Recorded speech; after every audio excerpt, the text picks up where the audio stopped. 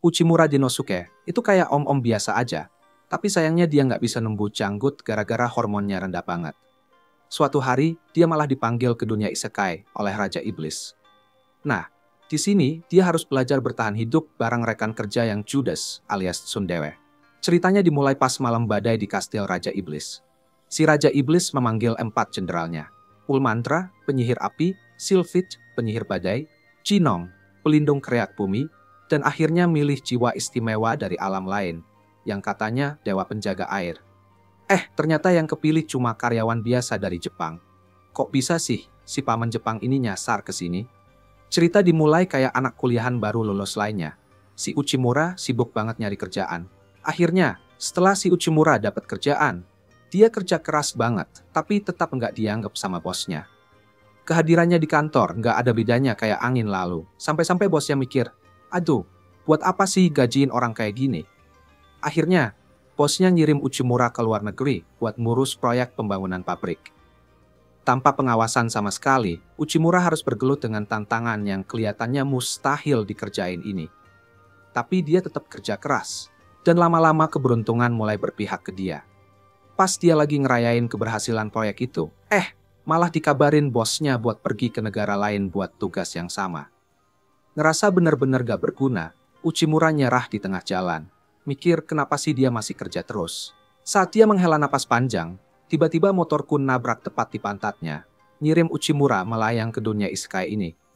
Biasanya, kalau orang dipanggil ke dunia fantasi, itu sama Dewi Bersinar atau sekumpulan pendeta suci dari gereja. Mereka dikasih pedang berkilau, dapat pidato penyemangat, terus disuruh selamatin dunia. Tapi beda cerita sama Uchimura. Dia malah langsung berhadapan sama bos terakhir dunia ini, si Raja Iblis sendiri. Dengan aura jahat, Raja Iblis sambut Uchimura dan langsung ke intinya. Dia mau Uchimura jadi salah satu dari 4 jenderal besar di pasukan iblisnya. Dan lebih lucunya lagi, Raja Iblis kasih Uchimura jabatan sebagai pekerja asing internasional. Ini semua bikin Uchimura bingung banget. Dia nggak ngerti, kenapa ada yang mau pilih orang kayak dia. Padahal banyak banget orang yang lebih berguna. Si Raja Iblis selalu kasih tahu kalau dia udah ngelakuin pengecekan latar belakang Uchimura secara detail dan mulai membaca semua informasi Uchimura yang selama ini gak pernah dihargai.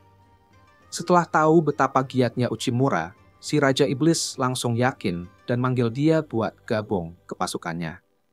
Walaupun Uchimura senang, akhirnya ada yang mengakui kerja kerasnya, itu belum cukup bikin dia mau gabung ke pasukan iblis. Tapi sebelum dia sempat nolak, Raja Iblis kasih tahu kalau jadi salah satu dari 4 besar ada keuntungan spesialnya. Kalau Uchimura setuju, dia bakal dapat gaji dan wewenang setara direktur kerja di perusahaan. Dia juga bisa pilih karyawan sesuka hati dan punya kantor pribadi. Raja Iblis juga bilang kalau Uchimura nolak, dia nggak bakal nyakitin Uchimura dan akan balikin dia ke dunia asalnya, yang mungkin Uchimura udah dianggap meninggal di sana. Setidaknya Raja Iblis ini nggak maksa Uchimura ngapa-ngapain dan menghargai hak karyawan. Semua sikap baik ini bikin Uchimura sadar kalau dia nggak bakal dapat bos yang lebih baik dari ini. Kalau ingat masa-masanya di bumi, Uchimura cuma bisa ingat gimana dia baikan sama orang-orang di sekitarnya. Sampai dia yakin kalau dirinya memang nggak cukup baik. Jadi dia nyaranin Raja Iblis buat menarik tawarannya. Tapi Raja Iblis malah percaya sebaliknya, dan dengan tegas nyaranin Uchimura buat lupa sama omong kosong orang-orang di sekitarnya, dengan menyebut mereka bodoh yang gak pernah hargai ketekunan seorang pekerja. Raja Iblis berdiri dari tahtanya buat kasih pidato terakhirnya, janjiin Uchimura kalau dia bakal bantu dia capai potensinya, dan meyakinkan dia bahwa dengan bekerja sama, mereka akan mencapai hal-hal hebat di dunia fantasi ini. Sebelum Uchimura bisa memberi jawaban atas tawaran yang keren ini, Ulmandra menyela dan bilang kalau dia nggak yakin manusia lemah bisa melayani Raja Iblis yang super kuat. Sylphid dan Jinong juga setuju sama Ulmandra dan menolak keputusan rajanya. Jadi, untuk membuktikan ketiga bawahannya kalau Uchimura punya kemampuan yang diperlukan, Raja Iblis menyuruh mereka untuk menguji kemampuannya. Ulmandra langsung semangat banget, sampai-sampai nggak dengar instruksi rajanya dengan jelas, dan langsung menyerang Uchimura dengan sekuat tenaga. Sampai-sampai Uchimura langsung pingsan cuma dari gelombang energinya aja. Untungnya, Raja Iblis berhasil menghentikan Ulmandra tepat waktu sebelum dia menyakiti pria malang ini, dan bilang sama ketiga bawahannya bahwa Uchimura ini cuma manusia biasa tanpa kekuatan super. Ini bikin bingung. Soalnya kenapa sih ada yang ngerekrut orang tanpa kekuatan buat pimpin pasukan? Raja Iblis lalu jelasinnya, bilang kalau dia menghargai kecerdasan Uchimura, yang jelas-jelas nggak ada di anggota 4 besarnya yang lain. Sebelum dia bisa jelasin lebih lanjut, Uchimura terbangun dan langsung minta ampun sama Raja Iblis, karena dia nggak mau mati di tangan cewek cantik ini. Raja Iblis menenangkan Uchimura, bilang dia nggak memanggil Uchimura ke sini untuk memanfaatkan kekuatan fisiknya yang nggak ada, tapi justru kecerdasannya. Nah, soal ujiannya, Raja menjelaskan bahwa ini bakalan jadi uji kecerdasan. Untuk menjelaskan kenapa dia butuh orang yang pintar, Raja Iblis mulai ungkapin rencananya untuk bergabung dengan iblis-iblis lain. Berbicara tentang ras-ras berbeda yang mengelilingi wilayah mereka, seperti salamander dan manusia serigala. Tapi sayangnya, negosiasi mereka gak berjalan mulus dengan ras-ras lain, karena para negosiatornya kekurangan kecerdasan yang dibutuhkan untuk memenangkan hati ras lain. Jadi, untuk membuktikan apakah Uchimura layak jadi salah satu dari 4 besar, Raja Iblis kasih dia ujian.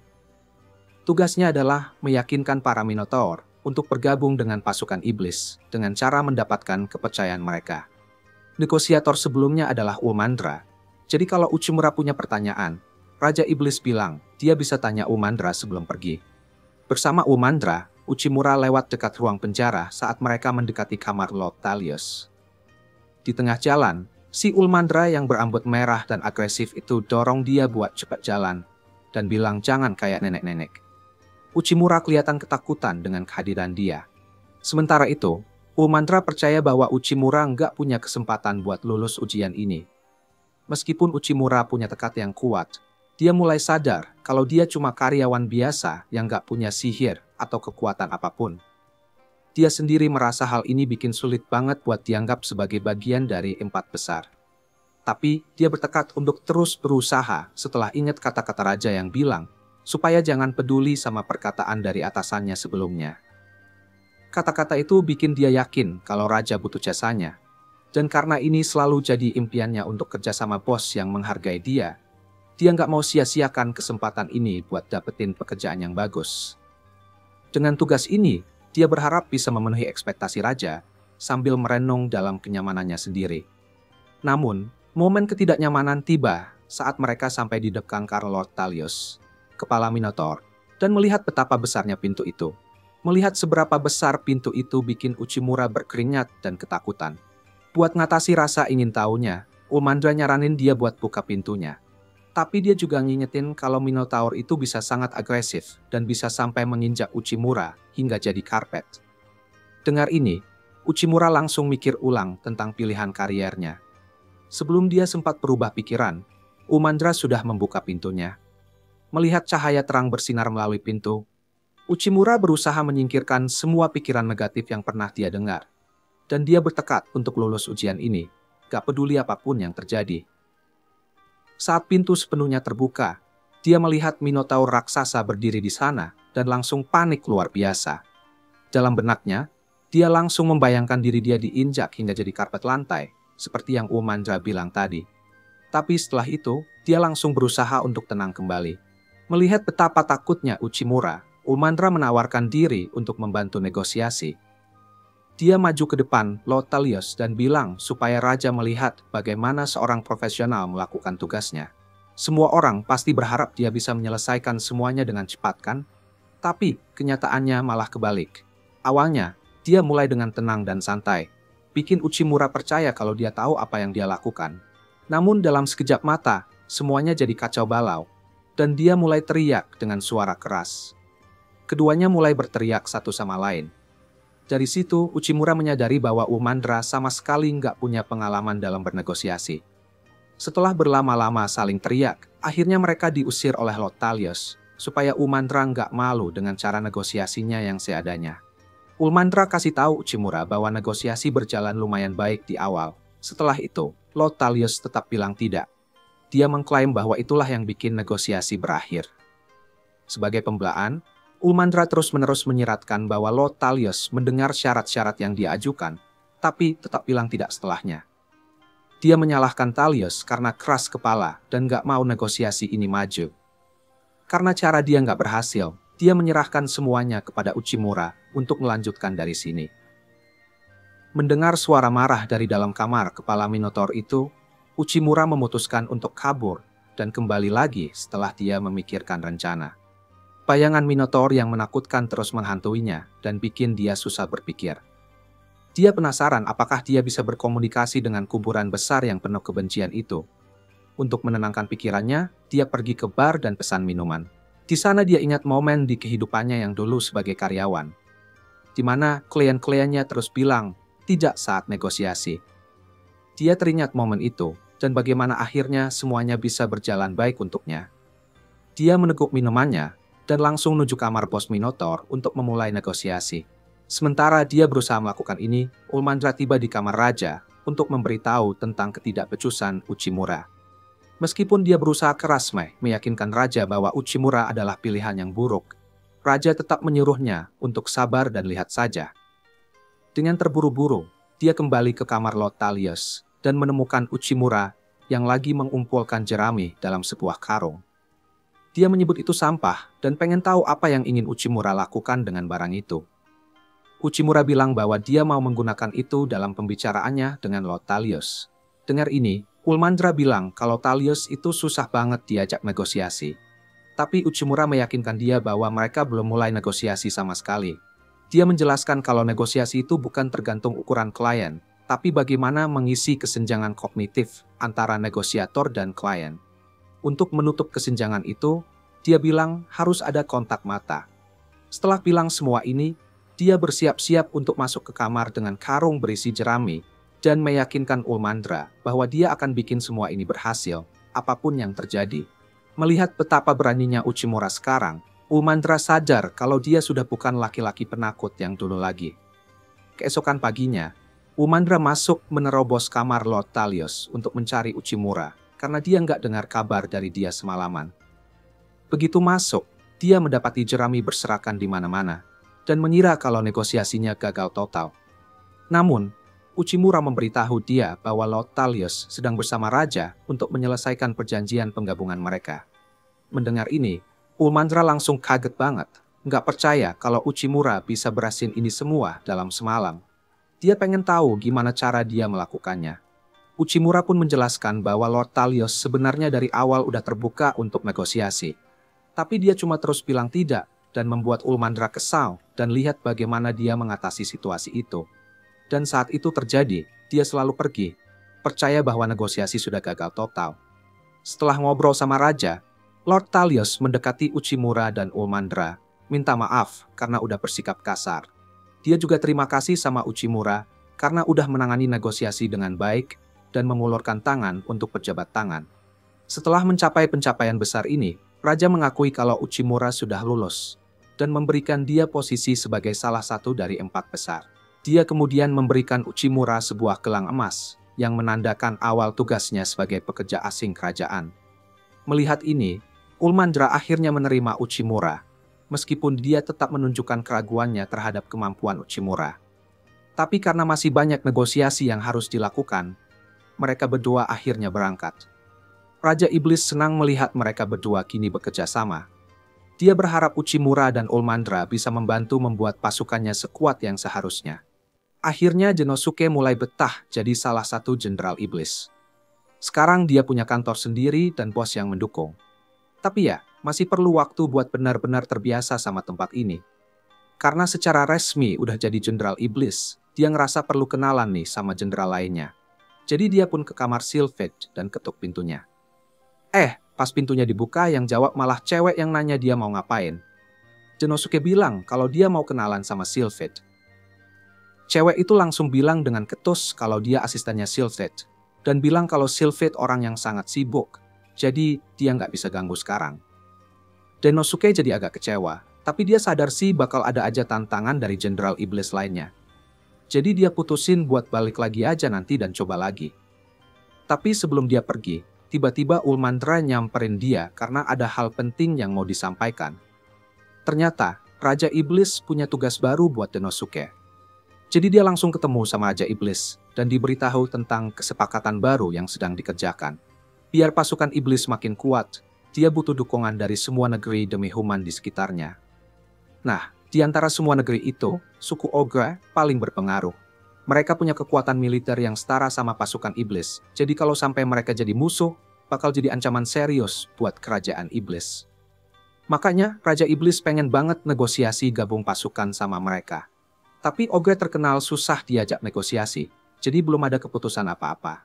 Tapi dengan Denosuke yang pegang urusan ini, Raja Iblis yakin dia bakal bisa mencapai kesepakatan sama mereka. Jadi, Raja Iblis ngasih Denosuke kewenangan penuh buat ngurusin ini. Denosuke senang banget ngeliat Raja Iblis percaya banget sama dia, meskipun ada kemungkinan bisa bahaya kalau sendirian ke tempat Ogre. Jadi, Ulmandra nawarin diri buat jagain dia ke suku Ogre. Tapi, sebelum itu, Denosuke bilang dia mau ketemu dulu sama Jinom, karena Jinom yang pegang urusan divisi demi human clan Ogre. Ulmandra setuju perkataan Denosuke itu benar, tapi dia ogah banget deket-deket sama Jinom, karena mereka punya masalah turun-temurun. Jadi, dia bilang mau ngecek kereta kuda aja, sementara Denosuke ngobrol sama Jinom. Denosuke pun pergi ke lapangan latihan, di mana Jinom lagi ngadain sesi latihan harian. Dia terpukau lihat Jinom, nggak cuma bikin anak buahnya jago bertarung, tapi juga semangat mereka terjaga banget. Setelah sesi latihannya selesai, Jinom berbalik ke arah Denosuke dan nanya dia butuh apa. Denosuke bilang dia mau tanya soal suku Ogre, meski Jinom nggak tahu banyak. Dia bilang kalau pemimpin Ogre terkenal susah banget diajak ngobrol. Jadi, Denosuke mungkin bakal susah negosiasi sama mereka. Jinom bilang dia nggak bisa bantu banyak untuk urusan ini, dan dia juga nggak mau kerja sama Ulmandra sama sekali. Jadi dia minta Denosuke untuk segera pergi dari situ. Denosuke bahkan nggak sadar kalau Ulmandra udah berdiri di belakangnya. Jadi dia nanya kenapa Ulmandra ada di situ, dan kenapa dia kelihatan marah banget. Ulmandra bilang dia udah selesai ngecek kereta dan datang buat jemput Denosuke, karena khawatir sama dia. Tapi dia nggak bisa nahan emosinya begitu ngeliat Jinom. Jadi mereka berdua mulai berdebat. Denosuke mulai khawatir, lihat betapa bencinya Ulmandra dan Jinom satu sama lain. Akhirnya, Denosuke dan Ulmandra nyampe di kastil Ogre. Tapi sebelum bisa masuk, mereka dihentikan di gerbang dan disuruh nunggu sampai Ogre ngasih izin buat masuk. Ulmandra merasa konyol harus nunggu di luar lama banget, tapi Denosuke ngerti kalau ini cuma trik Ogre biar mereka kehilangan kesabaran dan susah buat negosiasi. Makanya penting banget buat tetap tenang, tapi Ulmandra udah hampir meledak marah. Untungnya sebelum dia bertindak, asistennya datang dan bilang kalau mereka udah boleh masuk. Tapi pas mereka masuk, Denosuke langsung ngeliat kalau kastil Ogre kelihatan berantakan banget. Akhirnya, mereka masuk di ruang tahta Ogre dan berhadapan langsung dengan Ogre itu sendiri. Tapi, begitu Ulmandra mau mulai negosiasi, dia disuruh diam. Ogre bilang dia nggak peduli kenapa mereka ada di sana, dan dia nggak bakal dengerin apa yang mereka mau bilang kecuali mereka datang buat jadi anak buah entah. Dalam hal itu, mungkin dia mau denger, tapi cuma kalau mereka setuju buat bunuh pemimpin mereka, si Raja Iblis. Ulmandra nggak percaya dengan omong kosong yang baru dia dengar dari Ogre, jadi dia hampir meledak sekarang juga. Tapi Denosuke cepat-cepat pegang tangannya dan bilang supaya dia tenang, karena tepat seperti itulah reaksi yang diharapkan Ogre. Lalu dia balik ke Ogre, dan dengan nada paling sopan seperti pebisnis, dia bilang kalau dia sama Ulmandra mau keluar sebentar ngobrol. Di luar, Ulmandra lepaskan semua kemarahannya dan mengutuk keberadaan Ogre yang berani ngomong kayak gitu. Dia bilang, kau berani sekali menantang kita, Ogre. Siapa kau sebenarnya? Ulmandra udah siap banget buat balik ke dalam dan serang kepala klan Ogre. Tapi Denosuke ngebujuk dia buat tenang. Dia bilang mereka nggak boleh reaktif sama provokasi Ogre, karena itu yang dia mau. Ogre sengaja ngomong hal-hal yang bikin mereka marah supaya mereka bikin keributan. Dan akhirnya negosiasi jadi gagal. Dengan begitu, dia bisa nyalahin kegagalan itu ke mereka berdua dan menyerang balik pasukan Raja Iblis. Sekarang Ulmandra paham apa yang mau dilakukan Ogre. Dia memutuskan untuk menenangkan diri, meskipun dia tetap jengkel banget karena Ogre udah menghina Raja Iblis. Jujur, Denosuke juga merasa marah, tapi bertindak berdasarkan kemarahan itu malah bakal merugikan peluang mereka untuk sukses di sini. Jadi mereka harus hati-hati dalam merespons. Tapi, meskipun udah begitu, Ogre masih nggak mau bernegosiasi, jadi mereka juga nggak banyak bisa bertindak saat ini. Tiba-tiba, cewek yang tadi muncul lagi, dan dia ngenalin diri sebagai anaknya Ogre, namanya Orly. Dia tahu ini mungkin terkesan kurang sopan, tapi dia punya permohonan, jadi dia minta bantuan Denosuke dan Ulmandra untuk menghadapi ayahnya. Orly nuntun Denosuke dan Ulmandra ke sebuah ruangan kosong, dan menjelaskan kalau ini adalah ruang penyimpanan makanan. Dan seperti yang bisa mereka lihat, ruangan ini nggak ada makanan sama sekali. Suku Ogre dikenal karena kekuatan dan pengaruhnya di kalangan demi-human. Tapi belakangan ini, mereka mengalami kesulitan finansial yang parah. Bahkan banyak dari orang-orang mereka yang kesulitan cari makan. Denosuke udah curiga kalau ada yang nggak beres. Soalnya pas mereka masuk, dia ngelihat kondisi perlengkapan suku Ogre yang jelek banget. Ditambah lagi suasana kastil yang dingin dan kosong. Situasi kayak gini biasanya terjadi ketika perusahaan besar mulai menurun. Mereka bikin semua orang berpikir kalau semuanya baik-baik saja. Tapi di dalam, mereka hampir bangkrut. Persis seperti yang terjadi pada suku Ogre ini. Orly percaya bahwa satu-satunya cara untuk membangun kembali suku mereka adalah dengan mengandalkan bantuan pasukan iblis. Tapi, ayahnya malah nolak dengerin dia. Dan di atas itu semua, dia juga lagi sakit.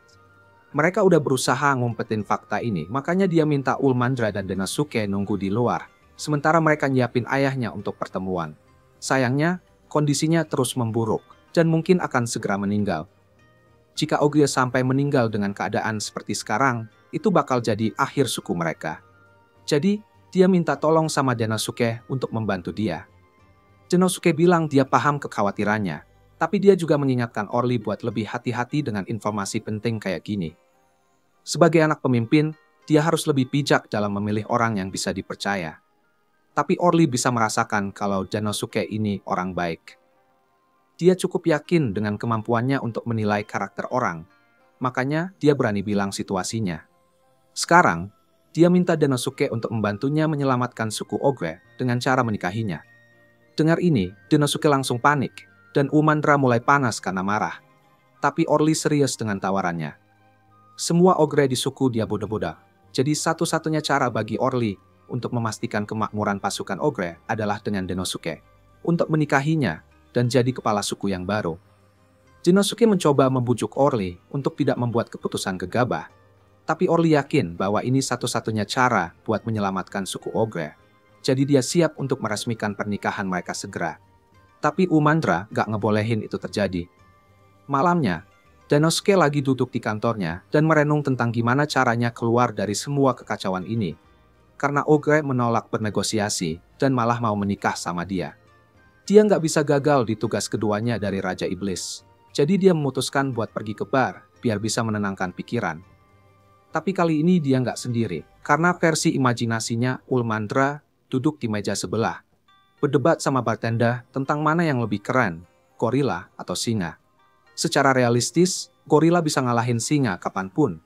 Tapi Ulmandra balas dengan bilang kalau singa itu lebih keren karena sekelompok singa disebut kebanggaan. Begitu Denosuke dengar itu, dia langsung keluar dari lamunan. Dan tiba-tiba punya ide cemerlang tentang gimana cara ngadepin masalah ini. Paginya Denosuke manggil Ulmandra keluar dan minta maaf karena udah bangunin dia terlalu pagi. Tapi dia butuh bantuan Ulmandra supaya mereka bisa mulai negosiasi. Tapi, buat rencana Denosuke berhasil, mereka perlu pergi ke tempat lain dulu. Kalau semuanya berjalan lancar, sekarang Ogre yang bakal minta-minta untuk ngadain pertemuan negosiasi. 1 minggu kemudian, Denosuke dan Ulmandra dipanggil masuk ke ruang tahta kepala suku, persis seperti yang direncanakan Denosuke, dan Ogre kelihatan sangat marah. Dia baru tahu kalau semua suku di sekitar udah bikin aliansi sama pasukan iblis dalam seminggu terakhir. Dan dia mau penjelasan. Minggu lalu, Denosuke udah kasih tahu Ulmandra tentang rencananya untuk merekrut suku-suku yang lebih kecil dulu. Ketimbang berusaha meyakinkan Ogre. Ini sih seharusnya tidak sulit, karena sama seperti suku Ogre, suku-suku lain juga lagi berjuang mengatasi kekurangan makanan. Jadi mereka bisa dipengaruhi oleh janji dukungan. Ulmandra paham dengan rencana Denosuke, tapi dia nggak nyangka kalau rencana itu bisa berhasil begitu baik dengan memaksa Ogre untuk bernegosiasi. Strategi Denosuke ini berdasarkan sesuatu yang dia lakukan waktu dia jualan produk di bumi. Jika dia coba mendekati perusahaan besar secara langsung, biasanya mereka bakal nolak. Jadi, dia lebih milih buat pemasarannya ke perusahaan-perusahaan kecil dulu dan jual produk mereka. Sampai akhirnya perusahaan besar itu terpaksa menghubunginya dan minta produk juga supaya nggak ketinggalan. Begitu juga yang terjadi di sini. Kalau semua demi-human di sekitar bergabung dengan pasukan iblis, kepala suku yang sombong ini pasti nggak bakal tinggal diam. Saat ini, Denosuke berpura-pura bodoh dan berlagak kayak dia cuma nawarin aliansi ke kelompok-kelompok kecil karena mereka lagi kesulitan bertahan hidup dan butuh dukungan dari pasukan iblis. Tapi ini malah bikin Ogre makin marah karena dia sama sekali nggak setuju untuk melakukan negosiasi. Semua berjalan sesuai rencana karena sekarang Ogre udah kehilangan kesabaran. Dia jadi lebih rentan sama taktik negosiasi Denosuke. Denosuke kemudian mulai menjelaskan bahwa aliansi ini bukan dibentuk hanya olehnya, karena dia dapat bantuan dari Orly. Ogre nggak percaya kalau putrinya sendiri tega berkhianat seperti ini, tapi Orly bilang bahwa ini semua perlu demi suku Ogre. Satu-satunya jalan keluar dari situasi mereka saat ini adalah mengandalkan bantuan pasukan iblis. Dan meskipun dia mungkin nggak mau mengakuinya, keadaan udah berubah. Ketua Ogre udah tua dan sekarang lagi sakit. Jadi mereka perlu bergabung dengan pasukan iblis kalau mau bertahan hidup. Tiba-tiba, Denosuke ikut berbicara dan menawarkan alternatif untuk Ogre. Alih-alih bergabung dengan pasukan iblis, mereka bisa membentuk kemitraan yang setara. Jujur, Denosuke baru aja ngomong sembarangan karena dia sebenarnya nggak mengubah apapun mengenai kesepakatan itu. Tapi kalau dia bilang ini kemitraan yang setara, kepala suku Ogre yang sombong pasti bakal lebih mau menerima tawaran itu. Seperti yang diperkirakan, Ogre kelihatan nggak menolak ide ini, tapi dia minta mereka untuk memberi dia waktu untuk memikirkan semuanya. Beberapa hari kemudian, Ulmandra berlari masuk ke kantor Denosuke buat ngasih kabar baik. Dia bilang kalau Ogre baru saja setuju untuk beraliansi dengan pasukan iblis, dan itu berita bagus banget. Tapi saat ini, Denosuke lebih punya banyak hal penting yang harus dipikirkan. Raja Iblis udah bilang dia harus cari asisten untuk dirinya sendiri. Jadi, dia udah habisin beberapa hari terakhir ini buat ngebaca aplikasi mencari orang yang tepat. Jujur aja, dia pengen banget bisa milih Ulmandra karena dia sangat bisa diandalkan. Ulmandra salah paham dan mengira itu sebagai cara Denosuke ngelamar dia. Jadi dia sedikit malu. Tiba-tiba, ada ketukan lain di pintu. Denosuke pergi untuk ngecek siapa itu dan mendapati Orly di sana. Orly bilang, dia datang untuk bertindak sebagai perwakilan dari suku Ogre untuk aliansi mereka dengan pasukan iblis. Dan dia sangat berterima kasih atas bantuannya, karena ayahnya jadi jauh lebih diplomatis sejak pertemuan mereka. Dia bilang dia bersedia bekerja melakukan apapun untuk menunjukkan rasa terima kasihnya. Denosuke nanya ke Orly, apakah dia mau jadi asisten pribadinya. Orly langsung senang banget dan setuju buat ambil pekerjaan itu. Tapi, Ulmandra merasa cemburu. Jadi dia nolak buat ngeliat Denosuke langsung dan mengingatkan dirinya sendiri bahwa mereka adalah saingan. Jadi dia nggak bisa jadi teman sama Denosuke. Denosuke sama sekali nggak ngerti kenapa Ulmandra tiba-tiba jadi aneh kayak gitu. Tapi Denosuke berpikir langkah ini sebenarnya bagus buat dia karena pasukan iblis udah berkembang cukup pesat. Tapi setiap kali ada pertumbuhan, ada juga risiko yang meningkat. Jadi semua orang perlu tetap waspada. Beberapa hari berlalu, dan Denosuke bekerja di kantornya seperti biasa, ketika Orly masuk dan memberitahu dia bahwa dia telah mencapai kesepakatan dengan suku beruang seperti yang dia minta. Jadi selama dia memenuhi syarat mereka, mereka akan mendukung pasukan iblis. Denosuke senang mendengar bahwa semuanya berjalan baik dengan suku beruang, tetapi ada sesuatu lain yang ingin Orly beritahu dia. Dia mendengar bahwa Denosuke akan diberikan penghargaan atas semua kerja keras yang telah dia lakukan. Dan upacara penghargaan akan segera diadakan. Jadi dia akan memberitahunya tentang itu setelah istirahat makan siangnya. Denosuke tidak tahu apa yang akan dia dapatkan. Tetapi dengan cara Raja Iblis memperlakukannya, dia bisa yakin bahwa itu pasti lebih dari sekedar pesta biasa. Saat itu, Ulmandra masuk ke kantor Denosuke dengan beberapa makanan siang untuk mereka nikmati bersama seperti biasa. Tetapi meskipun Denosuke senang makan dengan Ulmandra, dia sangat tidak suka bahwa satu-satunya makanan yang tersedia di pasukan iblis adalah bubur hambar. Dia mengerti bahwa ada keterbatasan dalam logistik memberi makan seluruh pasukan, Tetapi dia masih berharap, setidaknya, bisa mendapatkan daging. Ulmandra mendengar Denosuke mengeluh dan dia memiliki solusi yang sempurna.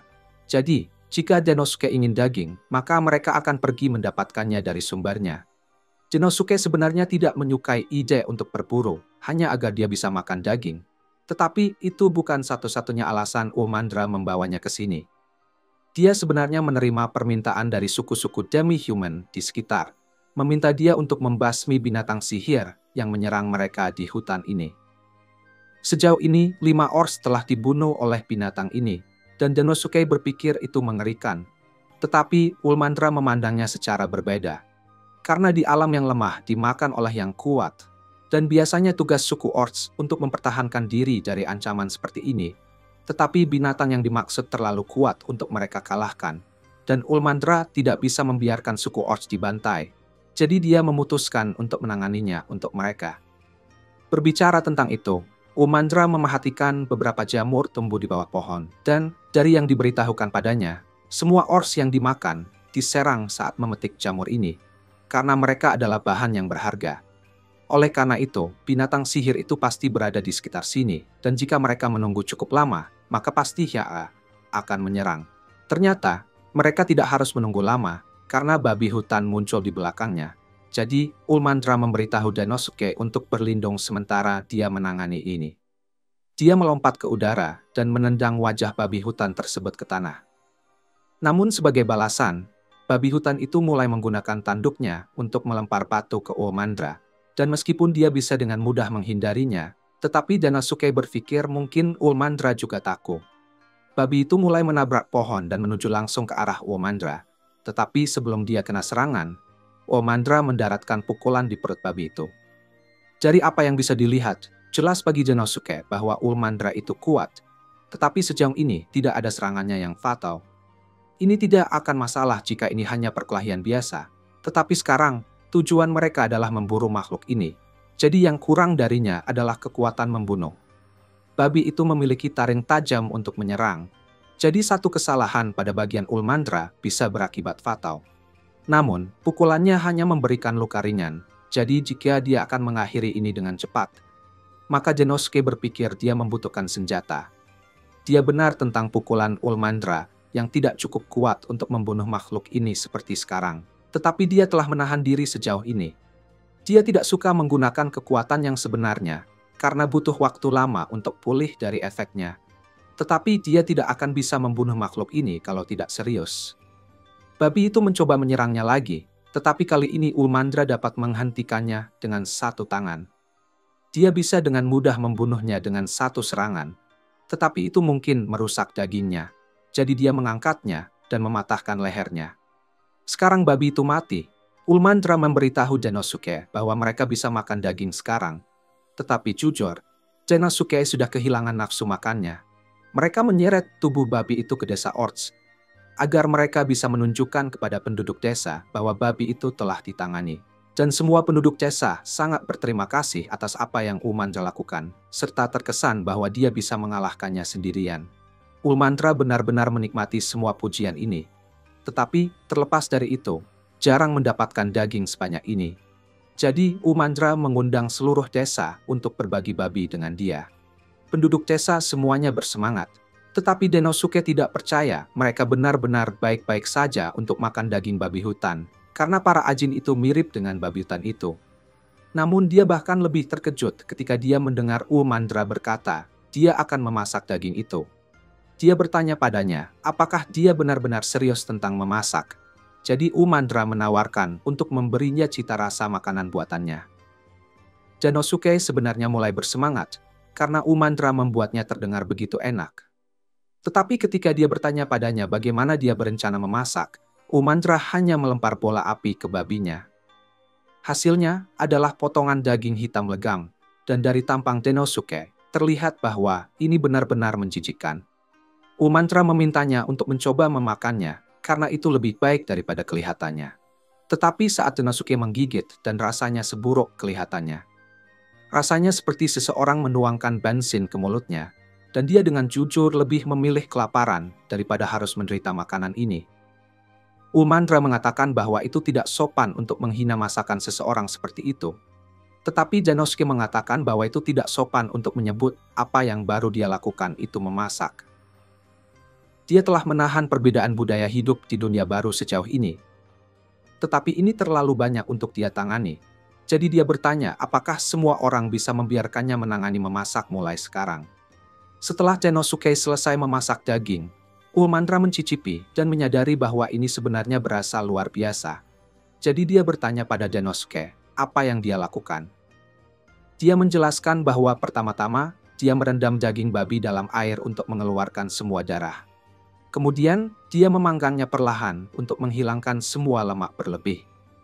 Dan akhirnya menambahkannya ke sup membantu menghilangkan bau yang tidak enak. Dia menawarkan untuk mengajari penduduk desa jika mereka ingin belajar. Dan penduduk desa senang bahwa salah satu jenderal iblis begitu bijaksana. Tetapi Ulmandra tidak berpikir itu perlu bagi orang yang setinggi Janosuke untuk menghabiskan waktu mengajar penduduk desa cara memasak. Janosuke memberitahunya bahwa dia salah karena pekerjaannya adalah meningkatkan pasukan iblis. Dan langkah besar dalam perkembangan peradaban adalah kemajuan kuliner mereka. Wajar bagi orang yang sering makan daging untuk mencari cara berbeda untuk meningkatkan rasanya. Tetapi, karena daging sangat langka di sini, tidak ada yang bisa mengambil risiko dengan mencoba-coba. Dengan kata lain, negara ini miskin dan kurang pengetahuan. Kedengarannya kasar saat dia mengatakannya dengan cara itu. Tetapi Ulmandra tidak bisa membantah karena dia benar. Negara ini sebagian besar gersang dan dibandingkan dengan negara-negara sekitarnya, cukup lemah. Tetapi itulah mengapa mereka harus bekerja keras untuk membuat perubahan sebagai bagian dari 4 besar. Karena mereka sudah selesai di sini, Ulmandra menyarankan bahwa mereka harus kembali ke kastil. Tetapi Janosuke berpikir itu bukan ide yang baik karena sudah gelap di luar. Namun Ulmandra memberitahunya bahwa itu tidak akan menjadi masalah karena dia bisa menerangi jalan mereka dengan bola api ini. Dia sangat bangga dengan keahlian sihirnya karena itu adalah suatu kemampuan yang unik bagi para iblis dan Janosuke cukup terkesan. Wajar jika setengah manusia yang tidak bisa menggunakan sihir melatihnya ulang untuk menjadi pejuang yang efektif. Sementara iblis seperti Ulmandra bisa mengandalkan sihirnya saja, yang menurutnya bahwa Ulmandra perlu sedikit meningkatkan teknik bertarungnya. Misalnya, meskipun kekuatan serangannya meningkat secara drastis, ketika dia menggunakan kekuatan sejati untuk mengubah bentuk tubuhnya, dibutuhkan waktu untuk tubuhnya untuk pulih setelahnya. Jadi dia menyarankan bahwa dia harus membawa senjata bersama untuk membantu dalam pertarungan berikutnya. Dia juga menyarankan bahwa dia harus mengenakan baju besi yang lebih banyak menutupi tubuhnya. Tetapi setelah dia mengatakannya, Ulmandra berhenti dan mematikan cahayanya. Dia mengerti bahwa Janosuke mungkin benar, tapi fokusnya pada efisiensi menghina dia. Jadi perkataan Janosuke buat dia sangat marah. Dia meninggalkan Janosuke di hutan, dan Janosuke bertanya-tanya mengapa dia marah. Tetapi sebelum itu, dia pasti dimakan jika dia tetap di hutan ini. Jadi dia lari kembali ke desa Orts untuk mendapatkan perlindungan. Keesokan paginya, Janosuke bertemu dengan Raja Iblis untuk memberikan laporan tentang misi tersebut. Dan Raja Iblis memberi selamat atas keberhasilannya. Tapi dia mendengar bahwa Ulmandra kembali tadi malam, sementara Janosuke baru tiba pagi ini sambil diantar oleh para orc. Jadi dia ingin tahu apakah ada sesuatu yang buruk terjadi antara dia dan Ulmandra. Janosuke menjadi emosional dan berkata, dia tidak layak menjadi salah satu jenderal pasukan iblis. Raja Iblis memintanya untuk tenang dan menjelaskan apa yang terjadi. Jadi Janosuke menceritakan semuanya. Raja Iblis bisa melihat bahwa Janosuke secara tidak sengaja menyinggung Ulmandra, tetapi penting bagi mereka untuk memperbaiki hubungan demi pasukan iblis. Jadi dia memerintahkan Janosuke untuk mencari cara untuk perbaikan dengan Ulmandra, tetapi itu lebih mudah diucapkan daripada dilakukan. Dia mengingat kembali betapa bangganya Ulmandra ketika dia berkata bahwa iblis adalah satu-satunya yang bisa menggunakan sihir. Tapi pasti ada lebih dari itu. Jadi dia mulai membaca buku sejarah iblis untuk mencoba mencari petunjuk. Dia segera menemukan bab yang membahas tentang betapa pentingnya tubuh bugar untuk kekuatan sihir iblis. Itulah sebabnya iblis sangat bangga dengan tubuh mereka dan sering memakai pakaian yang sangat terbuka. Genosuke sekarang mengerti kenapa Ulmandra sangat marah. Karena saat dia mengatakan bahwa lebih efisien untuk memakai baju besi yang lebih banyak menutupi tubuh, sebenarnya dia menolak kebanggaan Ulmandra sebagai iblis. Meskipun dia tahu alasannya, dia tidak tahu bagaimana cara memperbaiki hubungan mereka. Sementara itu, di kastil, Orly baru saja selesai memotong kayu bakar untuk hari itu, dan dia hendak mengerjakan tugas berikutnya. Tetapi dia terkejut melihat dinding kematian yang mengancam di depannya. Ulmandra benar-benar kesal dengan kejadian dengan Genosuke. Jadi ketika dia melihat Orly, dia berlari ke arahnya, menangis bahwa Genosuke membencinya dan menolak memuji tubuhnya.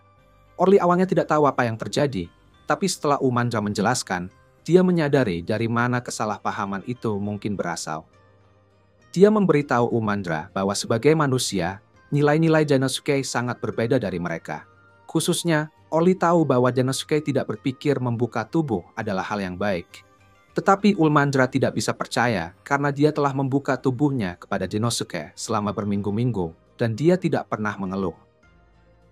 Orly menjelaskan bahwa Genosuke mungkin hanya berpikir Ulmandra semacam penggemar perhatian sehingga dia tidak pernah mempertanyakannya. Mendengar ini, Ulmandra tiba-tiba menyadari bahwa jika Genosuke merasa tidak nyaman dengan tubuhnya yang terbuka, maka semua gerak tubuh kasih sayang yang telah ditunjukkannya mungkin dianggap sebagai perilaku menyimpang. Dia begitu malu dan marah pada dirinya sendiri karena meninggalkan Genosuke di hutan, sehingga dia mulai membenturkan kepalanya ke lantai. Tetapi Orly memohon padanya untuk berhenti, karena lantai tidak bisa tahan lebih lama lagi. Ulmandra meminta Orly saran tentang apa yang harus dilakukannya sekarang sejak dia marah pada Genosuke tanpa alasan. Jadi Orly menceritakan sebuah percakapan yang dia miliki saat pertama kali menjadi asistennya. Dia mengatakan pada Orly bahwa dia ingin Orly tetap setia pada keinginannya apapun yang terjadi. Karena dia ingin Orly merasa bebas untuk berbicara tentang masalah yang dia hadapi, agar mereka bisa menemukan solusi bersama. Terlepas dari kesalahpahaman apapun, Orly yakin Ulmandra bisa berbaikan dengan Genosuke selama mereka membicarakannya. Akhirnya, Genosuke dan Ulmandra bertemu di tangga kastil, dan mereka berdua punya hal yang sangat penting untuk diucapkan. Jadi, Ulmandra mengatakan kepada Genosuke bahwa dia bukan wanita jalang, dia hanya ingin Genosuke memujinya. Sementara pada saat yang sama, Genosuke mengatakan padanya bahwa dia pikir tubuhnya menarik. Mereka berdua memproses apa yang telah dikatakan oleh yang lain, dan sepertinya mereka ada di halaman yang sama. Genosuke meminta maaf kepada Ulmandra. Dia tidak tahu banyak tentang iblis, dan tidak menyadari bahwa apa yang dia katakan akan menghina dia. Ulmandra menerima perminta maafannya, dan juga meminta maaf kepada Genosuke, karena bukan salahnya bahwa dia tidak tahu tentang budaya iblis. Dan meskipun dia marah, dia seharusnya tidak meninggalkan Genosuke sendirian di hutan. Genosuke hampir mati karena itu, jadi Ulmandra merasa sangat bersalah. Tetapi karena Genosuke akhirnya baik-baik saja, Genosuke mengatakan bahwa dia memaafkannya. Dia senang mereka bisa berbaikan, dan sekarang, setelah mereka mendapat kesempatan untuk belajar sedikit tentang satu sama lain, Genosuke berpikir mereka bisa menjadi rekan yang hebat. Meskipun dia masih tidak menyadari bahwa Ulmandra menafsirkan kata rekan sebagai lamaran pernikahan. Kemudian, Raja Iblis mengumpulkan semua bawahannya, karena dia memiliki pengumuman khusus untuk dibuat. Setelah membentuk aliansi dengan berbagai suku, pasukan iblisnya telah tumbuh jauh lebih kuat dari sebelumnya. Dan ini semua berkat kerja keras dari jenderal barunya, Genosuke. Jadi dengan pencapaiannya, Raja Iblis memberikan batu sihir kepadanya. Genosuke merasa sangat terhormat menerima batu yang begitu berharga, tetapi dia tidak bisa menerimanya sendirian. Tidak mungkin ini bisa terjadi jika dia tidak memiliki Ulmandra di sisinya. Jadi dia berjalan menghampirinya, berlutut, dan meminta Ulmandra menerima batu itu bersamanya. Ulmandra senang, tapi dia panik karena Genosuke melakukannya di depan umum dengan begitu banyak orang menonton. Dia tidak menyadari hal ini, tetapi di dunia ini, memberikan batu sihir kepada seorang gadis adalah definisi lamaran pernikahan. Jadi dia baru saja melamarnya di depan semua pemimpin pasukan iblis. Dan satu-satunya alasan dia tidak segera menerimanya adalah karena dia merasa malu dengan semua orang yang menyaksikan. Keesokan harinya, Uchimura dipanggil Raja Iblis. Tanpa tahu alasannya dipanggil, Uchimura malah teriak-teriak dan meminta maaf karena tidak pantas menjadi 4 jenderalnya. Dan meminta kesempatan lagi akan melakukan pekerjaannya lebih baik lagi. Bahkan dia akan melakukan pekerjaan apapun. Tapi Raja Iblis berkata, bukan karena Uchimura tidak pantas menjadi jenderalnya. Melainkan, Uchimura memiliki rasa tidak percaya diri yang berlebihan. Malah Raja Iblis memuji kinerja Uchimura yang sangat bagus. Raja Iblis menjelaskan alasan memanggil Uchimura adalah menanyakan pendapatnya tentang hubungan antara Ajin dan para iblis. Uchimura menilai hubungan mereka yang mencolok adalah kesenjangannya. Ras iblis merasa lebih unggul karena bisa menggunakan sihir. Tapi para Ajin tidak bisa menggunakan sihir, sehingga merasa tersisihkan. Raja Iblis pun mengetahui kesenjangan itu. Faktor utamanya adalah tentang bisa menggunakan sihir atau tidak. Jadi Raja Iblis meminta Uchimura untuk mencari cara agar semua ras Ajin bisa menggunakan sihir, sehingga tidak merasa tersisihkan. Uchimura menjawab dia juga tidak bisa menggunakan sihir, jadi sangat sulit baginya untuk tugas ini, dan berada di luar kendalinya. Tapi Raja Iblis menjelaskan itulah guna batu sihir yang dia berikan kemarin. Kemudian Raja Iblis memberikan batu sihir yang belum diasah, dan meminta Uchimura untuk mengasahnya dengan cara apapun yang bisa dia lakukan Uchimura. Raja Iblis juga menambahkan Uchimura akan didampingi ahli peneliti sihir. Orang itu adalah salah satu jenderalnya, si penyihir badai, Sylphid. Tapi Raja Iblis mengingatkan supaya Uchimura berhati-hati. Karena tingkah laku Sylphid tidak bisa ditebak atau bisa disebut misterius. Sylphid juga sudah diberitahu tentang menemani Uchimura dalam misi ini. Raja Iblis mengingatkan Uchimura lagi agar tidak lengah. Karena Sylphid sangat sulit untuk diatur. Dengan rasa sedikit takut dan gelisah, Uchimura menjawabnya dengan siap melakukan misi ini. Uchimura lalu keluar dari ruangan Raja Iblis. Ternyata di sana ada Ulmandra yang sedang mengawasi Uchimura dari kejauhan, karena telah mendapat misi langsung dari Raja Iblis. Ulmandra yang masih salah paham atas pemberian batu sihir sebelumnya, sambil tersenyum memerah beranggapan bahwa Uchimura sedang memantaskan diri untuk Ulmandra. Sambil berjalan ke ruangannya, Uchimura tahu batu sihir itu terbuat dari sihir iblis yang dipadatkan menjadi kristal. Dan dari buku yang dia baca, kandungan sihirnya yang besar bisa dijadikan sumber sihir.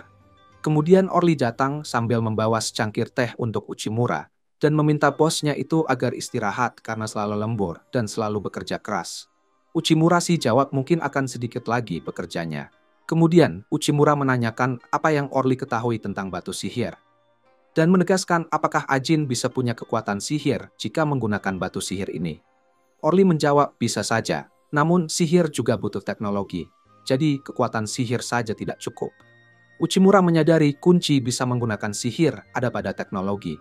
Jadi Uchimura butuh informasi lebih dari penelitian sihir, dan harus bertemu dengan Sylphid. Dengan semangat baru, Uchimura membulatkan tekadnya untuk bertemu dengan Sylphid, dan tidak boleh ragu-ragu. Lalu Uchimura datang ke ruangan Sylphid dan memberitahukan dia datang atas perintah Raja Iblis. Ketika pintu dibuka, Belinda asisten Sylphid yang menyambutnya. Tapi Belinda tidak mengenal Uchimura dan bertanya dia siapa. Uchimura mengenalkan dirinya kembali, dan dia adalah orang yang waktu itu pernah mengunjunginya. Dan Uchimura juga berkata bahwa dia adalah salah satu dari 4 jenderal Raja Iblis. Belinda meminta maaf atas kelancangannya dan bertanya ada perlu apa ke sini. Uchimura menjelaskan lagi dia datang ke sini atas perintah Raja Iblis. Dan bertanya apakah Sylphid ada di sini. Tapi Belinda menjawab seperti biasa, Sylphid tidak ada. Namun Uchimura bersikeras bahwa dia sudah buat janji dengan Sylphid di hadapan Raja Iblis. Tapi Belinda tetap berkata bahwa Sylphid tidak ada. Saat Belinda berpikir Uchimura akan pergi, Uchimura menahan pintunya dan berkata, bolehkan dia berbicara dengan Belinda. Lagi-lagi, percakapan itu diawasi Ulmandra dari kejauhan yang menyangka Uchimura sedang menggoda wanita lain. Kesalahpahaman ini berlanjut saat Uchimura masuk ruangan itu dan mengira apa yang akan mereka lakukan berduaan saja di ruangan itu. Di dalam Uchimura ditanya Belinda, ada perlu apa menemui Sylphid dan malah mengganggu Belinda, karena sebenarnya dia sedang sibuk. Uchimura jawab hanya ingin memastikan satu hal, yaitu Belinda sebenarnya adalah Sylphid. Tapi Belinda tetap bilang bahwa dia adalah asistennya Sylphid. Uchimura berkata seperti itu atas 3 hal. Pertama, merasa janggal karena ras iblis yang unggul malah memakai kacamata dan itu digunakan sebagai kamuflase. Kedua, tidak nama Belinda di struktur organisasi pasukan Raja Iblis. Dan yang ketiga, Sylphid sering menyamar untuk membolos dari tugasnya. Belinda akhirnya sadar kalau Uchimura selama ini hanya berpura-pura bodoh. Tapi Uchimura bilang kalau dia benar tidak tahu kalau Belinda menyamar sebagai asistennya Sylphid. Karena sudah ketahuan, Belinda akhirnya mengenalkan dirinya yang asli sebagai salah satu dari 4 jenderal Raja Iblis, Sylphid. Uchimura bertanya lagi apa alasan Sylphid melakukan penyamaran, bahkan sampai menggunakan kostum mata enam itu. Ternyata Sylphid ini seorang pemalas, jadi dia menyamar agar tidak diberi banyak pekerjaan. Uchimura juga bertanya tentang pekerjaan bersamanya, dan meminta sesuatu kepada Sylphid. Tapi Sylphid langsung menjawabnya dengan menjawab tidak mau, dan masa bodoh dengan pekerjaannya. Walaupun Uchimura bilang ini permintaan dari Raja Iblis, Sylphid menjelaskan untuk apa membuat barang yang sudah jadi, itu buang-buang waktu. Tapi Uchimura baru sadar maksud barang sudah jadi itu adalah batu sihir itu sendiri. Lalu Sylphid meminta dia duduk dan memperlihatkan sebuah batu sihir sebagai hadiah karena sudah membongkar identitas aslinya. Batu sihir itu mudah digunakan dan pada bagian dalamnya dilapisi oleh konsep sihir. Batu sihir itu adalah buah dari penelitian panjangnya. Dengan semangat Uchimura, minta agar diproduksi secara massal. Sylphid dengan santai, silahkan saja lakukan itu. Tapi untuk membuat satu buah dibutuhkan 10 juta koin. Uchimura membandingkannya dengan sebuah kacang yang harganya 50 koin. Sylphid memotong, batu sihir ini termasuk barang langka, dan membutuhkan barang bagus yang berlimpah dan jelas biayanya sangat mahal. Dengan nada jahat Sylphid bilang, mari kita buat secara massal. Jika Uchimura mampu menanggung semua biayanya, Uchimura sadar akan misi dari Raja Iblis kali ini. Bagaimana cara membuat barang langka yang harganya setinggi langit ini? Sylphid juga menekankan walaupun Uchimura jungkir balik, dia tidak mau mengeluarkan biaya sepeser pun untuk misi kali ini. Uchimura mulai memikirkan perkataan jungkir balik itu, dan diartikan sebagai membalik pemikiran. Sedikit memiliki ide, Uchimura lalu menanyakan apakah untuk membuat batu sihir, berarti memakai banyak sihir sekaligus kepada Sylphid. Lalu Uchimura berkata kalau benar seperti itu, bagaimana kalau membuat batu sihir untuk satu sihir saja? Belinda lalu tersadar dan membenarkan itu. Mungkin bisa jika pakai batu sihir level rendah dan biayanya menjadi rendah. Lalu, Uchimura memberikan batu sihir miliknya sebagai bahan uji coba. Sylphid jadi semangat setelah pertama kali bertemu Uchimura dengan pemikiran yang berbeda. Lalu Sylphid menjentikkan jarinya dan memunculkan lingkaran sihir yang membuka pintu rahasia yang dia sembunyikan sambil berkata, mereka akan lembur untuk membuat alat sihir baru dan meminta Uchimura harus membantunya sambil ditarik oleh Sylphid ke laboratoriumnya. Ulmandra yang berada di luar bertanya, mereka tidak kunjung keluar walau sudah larut malam. Sambil berusaha membuka pintu, Ulmandra beranggapan saat pria dan wanita berduaan, pasti akan terjadi hal yang diinginkan. Saat hari mulai pagi, terlihat Uchimura dan Sylphid yang kelelahan karena berhasil membuat inovasi baru hanya dalam semalam yang diberi nama Rosemary. Yang berfungsi untuk satu sihir saja dan membuat biaya sangat murah. Dan meminta Uchimura yang kelelahan sebagai uji coba. Uchimura yang kelelahan hanya diberi waktu 1 jam untuk istirahat. Saat ingin keluar, tiba-tiba Ulmandra membuka pintu yang sudah tidak terkunci, menanyakan kenapa dia menginap di sini. Kemudian Uchimura tergeletak dan Ulmandra coba membangunkannya. Sylphid datang dan mengusir Ulmandra karena terlalu berisik. Ulmandra menanyakan wanita sebelumnya, tapi Sylphid menjawab bahwa di sini hanya ada mereka berdua. Tiba-tiba Orly dan Lilim datang memberitahukan ada sekumpulan monster datang menyerang desa-desa. Monster itu bernama Cockatrice. Lalu Lilim menarik Ulmandra untuk mengusir para monster itu atas perintah raja. Sylphid memiliki ide untuk uji coba alat sihir barunya terhadap monster tersebut. Mereka sampai di sebuah ladang hijau dan cocok untuk uji coba. Kemudian Sylphid memasang sihir api sederhana di alat sihirnya dan minta Uchimura untuk mencobanya. Uchimura menanyakan keamanan alat ini. Sylphid bilang alat ini aman. Jika gagal mungkin hanya akan melepas lengan Uchimura. Uchimura kemudian mulai mencobanya. Dengan merasakan aliran darah yang mengalir ke batu itu dan mengumpulkannya di tangan. Lalu muncul bola api di tangan Uchimura yang membuatnya sangat terkejut. Di saat yang tepat, para monster muncul di sana dan memerintahkan Uchimura untuk mengusir mereka dengan melempar bola api itu dan mengenai satu monster itu. Lalu dia coba dengan 3 bola api, hingga membuat Uchimura sangat senang karena bisa menggunakan sihir. Tapi alat itu tiba-tiba pecah, dan apinya pun ikut menghilang. Ternyata, ada satu monster yang sudah ada di depannya, dan bersiap memakannya. Uchimura cuma pasrah merasa akan mati hari ini. Tapi Sylphid melindunginya dengan penghalang dan membuat Uchimura tetap aman. Beberapa monster mulai menyerangnya lagi, tapi Uchimura masih belum bisa menggunakan sihirnya lagi. Uchimura memperlihatkan batu sihirnya yang sudah mulai rusak. Sylphid juga menjelaskan kurang bagusnya alat sihir dengan daya rendah, dan mengatakan uji cobanya ternyata masih gagal. Malam harinya, Uchimura memasak masakan bersama Ajin, hasil dari mengalahkan monster.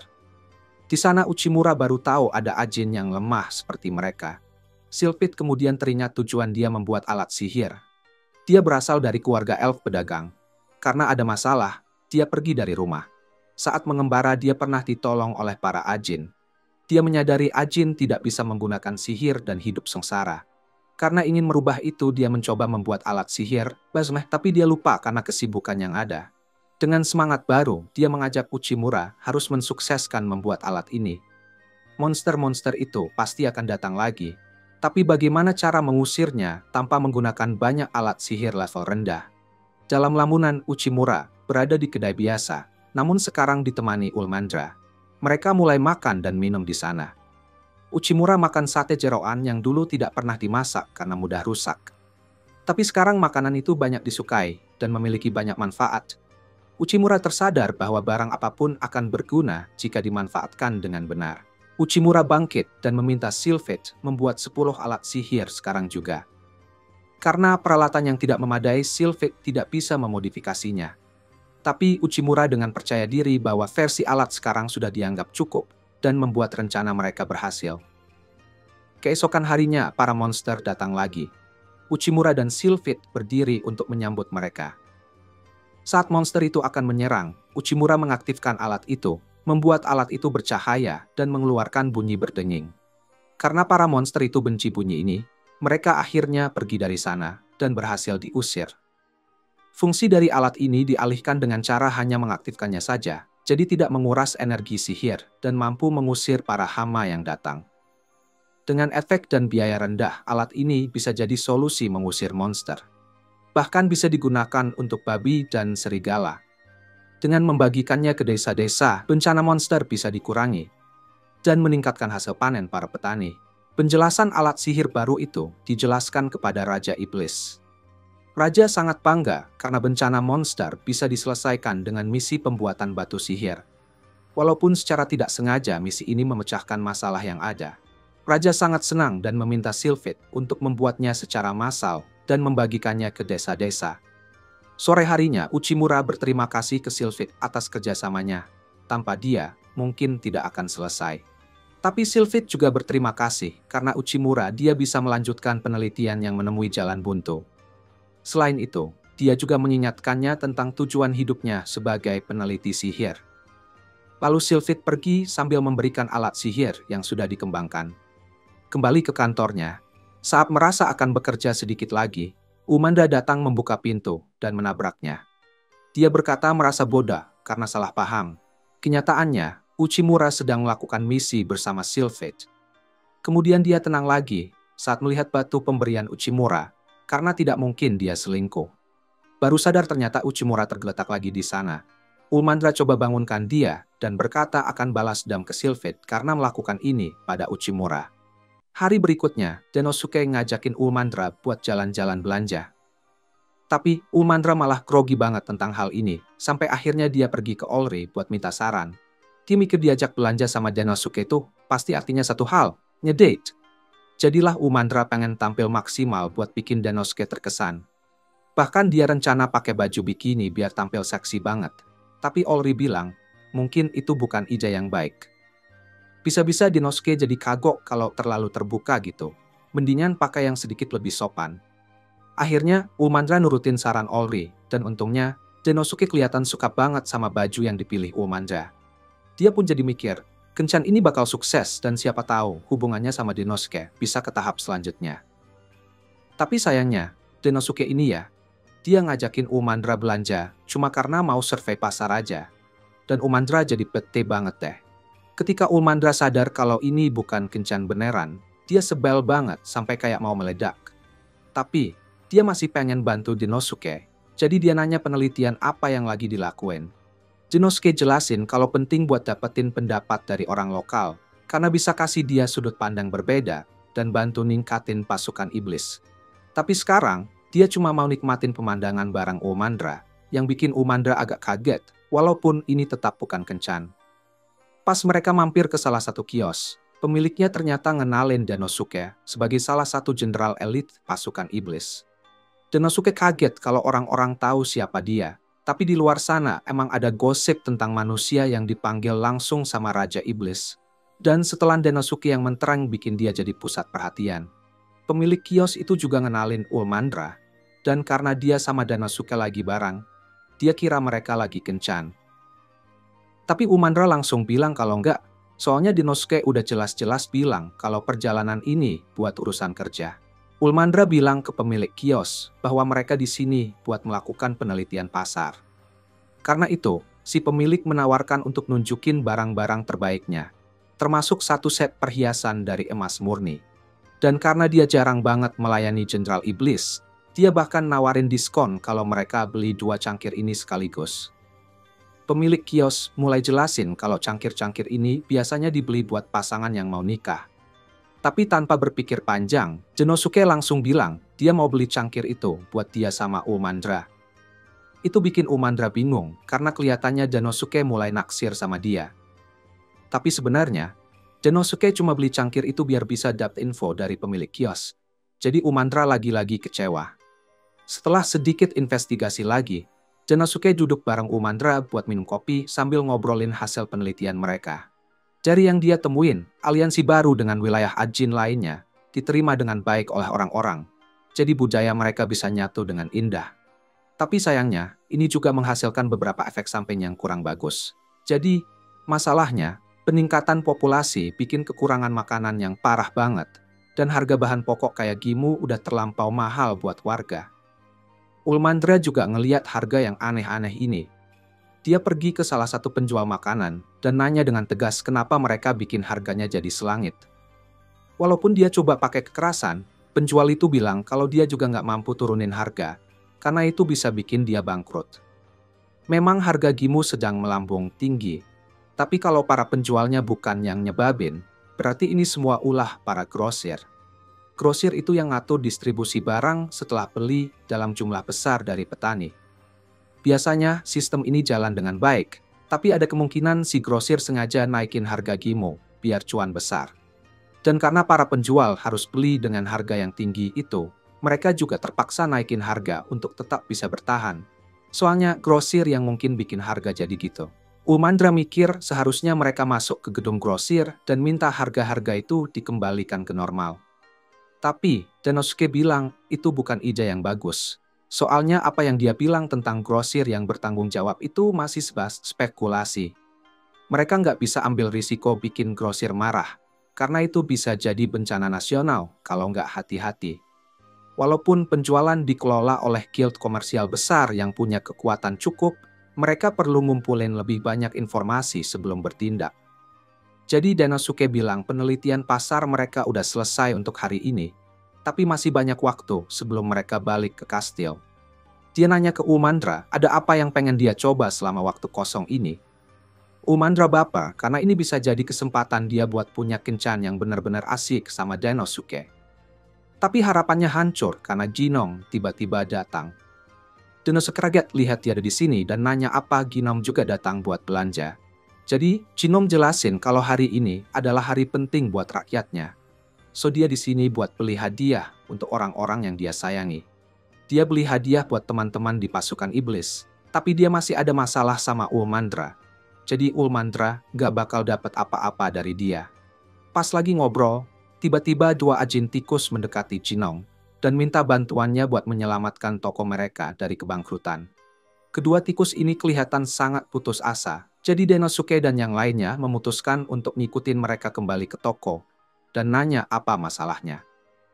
Pasangan tikus itu menjelaskan kalau mereka udah menjalankan toko itu selama bertahun-tahun dan jual makanan yang namanya chumos. Tapi, tahun demi tahun, penjualan mereka semakin turun. Jadi mereka udah berjuang keras buat tetap bertahan. Tapi baru-baru ini, mereka didatangi sama seorang pedagang besar bernama Butagarian yang memesan dalam jumlah besar ke mereka.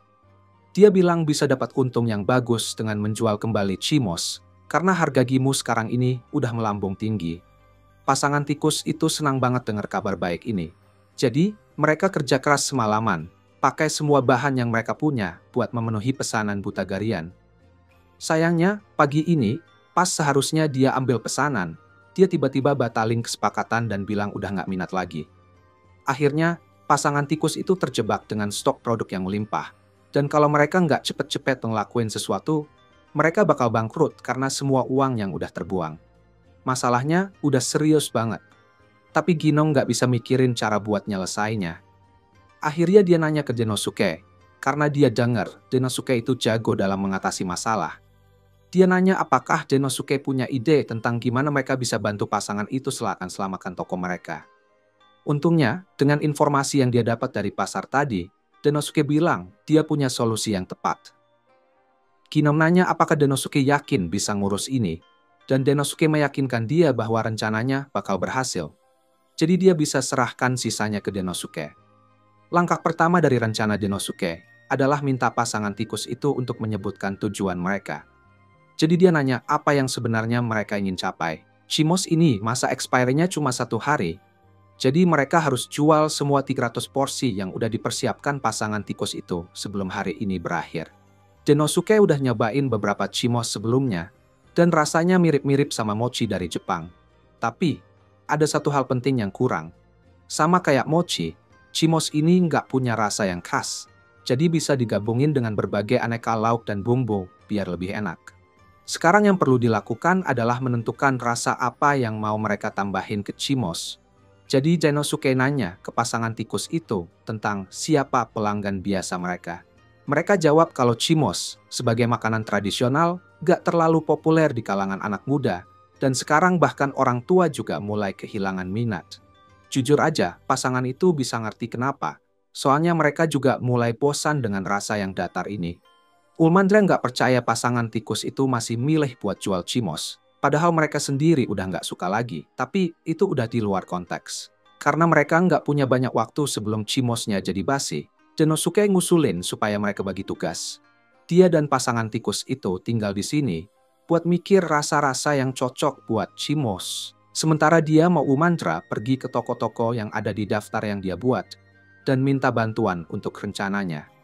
Setelah ngumpulin semua yang mereka butuhin, Denosuke berangkat ke pasar bawa set drum buat menarik perhatian orang. Dia bilang ke orang-orang bahwa hari ini adalah hari Ruya. Jadi mereka semua diundang buat ikutan dalam perayaan yang udah dia siapkan. Orang-orang di kerumunan nampak tertarik karena kelihatannya seru. Tapi mereka nggak tahu hari Ruya itu sebenarnya apa. Jadi Denosuke mulai menjelaskan. Dari yang dia pelajari, hari raya ini berasal dari legenda lama tentang seorang gadis cantik dan seorang pria yang jual chimos. Suatu hari, keduanya kebetulan ketemu di pasar dan langsung jatuh cinta. Tapi ada seorang raja yang pengen menjadikan gadis itu istrinya. Dan karena dia jelas-jelas nggak tertarik dengan tawaran sang raja, si raja jadi cemburu dan melarang gadis itu untuk bertemu lagi dengan pria yang dicintainya. Tapi mereka tetap nyuri-nyuri waktu buat ketemu.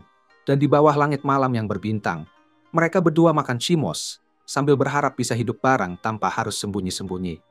Tepat saat itu, doa mereka dijawab oleh langit, dan mereka berdua diangkat ke langit malam untuk hidup bahagia selamanya. Legenda inilah yang jadi dasar festival Ruya. Dan katanya, kalau kamu bertukar chimos dengan orang yang kamu cintai dan makan sama-sama, harapanmu bisa jadi kenyataan. Kerumunan orang tampak sangat tertarik dengan cerita Denosuke. Jadi mereka pengen beli chimos dan coba tradisi ini. Kebetulan banget, Denosuke tahu pasangan tikus yang punya stok chimos melimpah. Meskipun banyak orang tahu chimos itu membosankan dan gak punya rasa, setelah berpikir bareng dengan Denosuke, pasangan itu berhasil mengubah pandangan itu dan menciptakan variasi baru yang menarik. Orang-orang mulai beli Chimos dalam jumlah banyak, dan meskipun Ulmandra benar-benar percaya kalau Denosuke bisa menemukan cara untuk menyelesaikan semuanya, tapi dia tetap terkejut melihat Denosuke bisa meyakinkan semua anak muda ini untuk makan camilan yang sebenarnya buat orang tua. Denosuke menjelaskan bahwa ketika popularitas suatu produk mulai merosot, itu bisa dipulihkan dengan mengubah target pasar. Waktu mereka lagi melakukan penelitian pasar, Denosuke sadar kalau ada banyak anak muda dan keluarga mereka di pasar. Jadi siapa lagi yang lebih cocok jadi target kalau bukan mereka?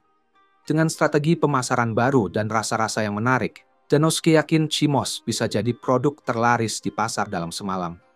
Bahkan, dia udah mikirin rencana buat buka toko cabang dan ekspansi ke luar negeri buat naikin keuntungan. Tapi Ulmandra langsung ngebaunin dia dari kegilaan bisnisnya. Malam itu, saat kerumunan mulai reda, Denosuke dan Ulmandra pergi untuk bertemu pasangan tikus itu. Dan mereka berdua nggak henti-hentinya mengucapkan terima kasih karena berhasil menjual semua stok mereka berkat bantuan Denosuke dan Ulmandra. Denosuke bilang ke mereka supaya nggak perlu khawatir, karena kesuksesan mereka bukan cuma karena dia saja. Itu juga hasil dari kerja keras mereka sendiri, dan bantuan Ulmandra juga sangat berarti. Mungkin Ginong pergi di awal, tapi selama hari itu, Denosuke dengar dari beberapa ajin lain bahwa Ginong merekomendasikan toko ini ke mereka. Jadi dia pasti udah menyebarkan kabar tentang toko Chimos ini buat bantu. Meski begitu, untuk menunjukkan rasa syukur mereka, pasangan tikus itu menawarkan Denosuke dan Ulmandra sepiring Chimos untuk mereka berbagi, dan Denosuke dengan senang hati menerimanya. Ulmandra mulai merona karena dia ingat bagian dari legenda yang bilang kalau kamu harus berbagi Chimos dengan orang yang kamu cintai. Jadi, kalau Denosuke sangat antusias untuk berbagi dengan dia, itu bisa berarti satu hal. Dia berusaha untuk nggak terlalu berharap, tapi tiba-tiba Denosuke mengeluarkan cangkir pernikahan yang dia beli sebelumnya, dan bilang dia mau kasih salah satu cangkir itu ke Ulmandra. Buktinya bahwa Denosuke mau menikahinya udah sangat jelas saat ini. Jadi Ulmandra nanya ke Denosuke apa yang dia rencanakan buat selanjutnya. Tanpa ragu, Denosuke langsung jawab bahwa dia berencana untuk berharap agar proyeknya berikutnya sukses. Jadi, Ulmandra lagi-lagi kecewa. Malam itu, Denosuke pergi ketemu Raja Iblis karena dia punya sesuatu yang penting buat dibicarakan. Selama melakukan penelitian pasar hari ini, dia berhasil menemukan banyak informasi berguna. Tapi yang paling menonjol adalah dia menemukan perhiasan emas yang dijual. Perhiasan ini berasal dari negara tetangga yang dikenal sebagai negara emas, karena mereka punya tambang emas yang limpah. Jadi, kalau Raja Iblis berencana untuk memperluas pasukan iblis, Denosuke ngusulin supaya mereka membangun hubungan perdagangan dengan negara emas. Raja Iblis berpikir ini adalah ide yang bagus.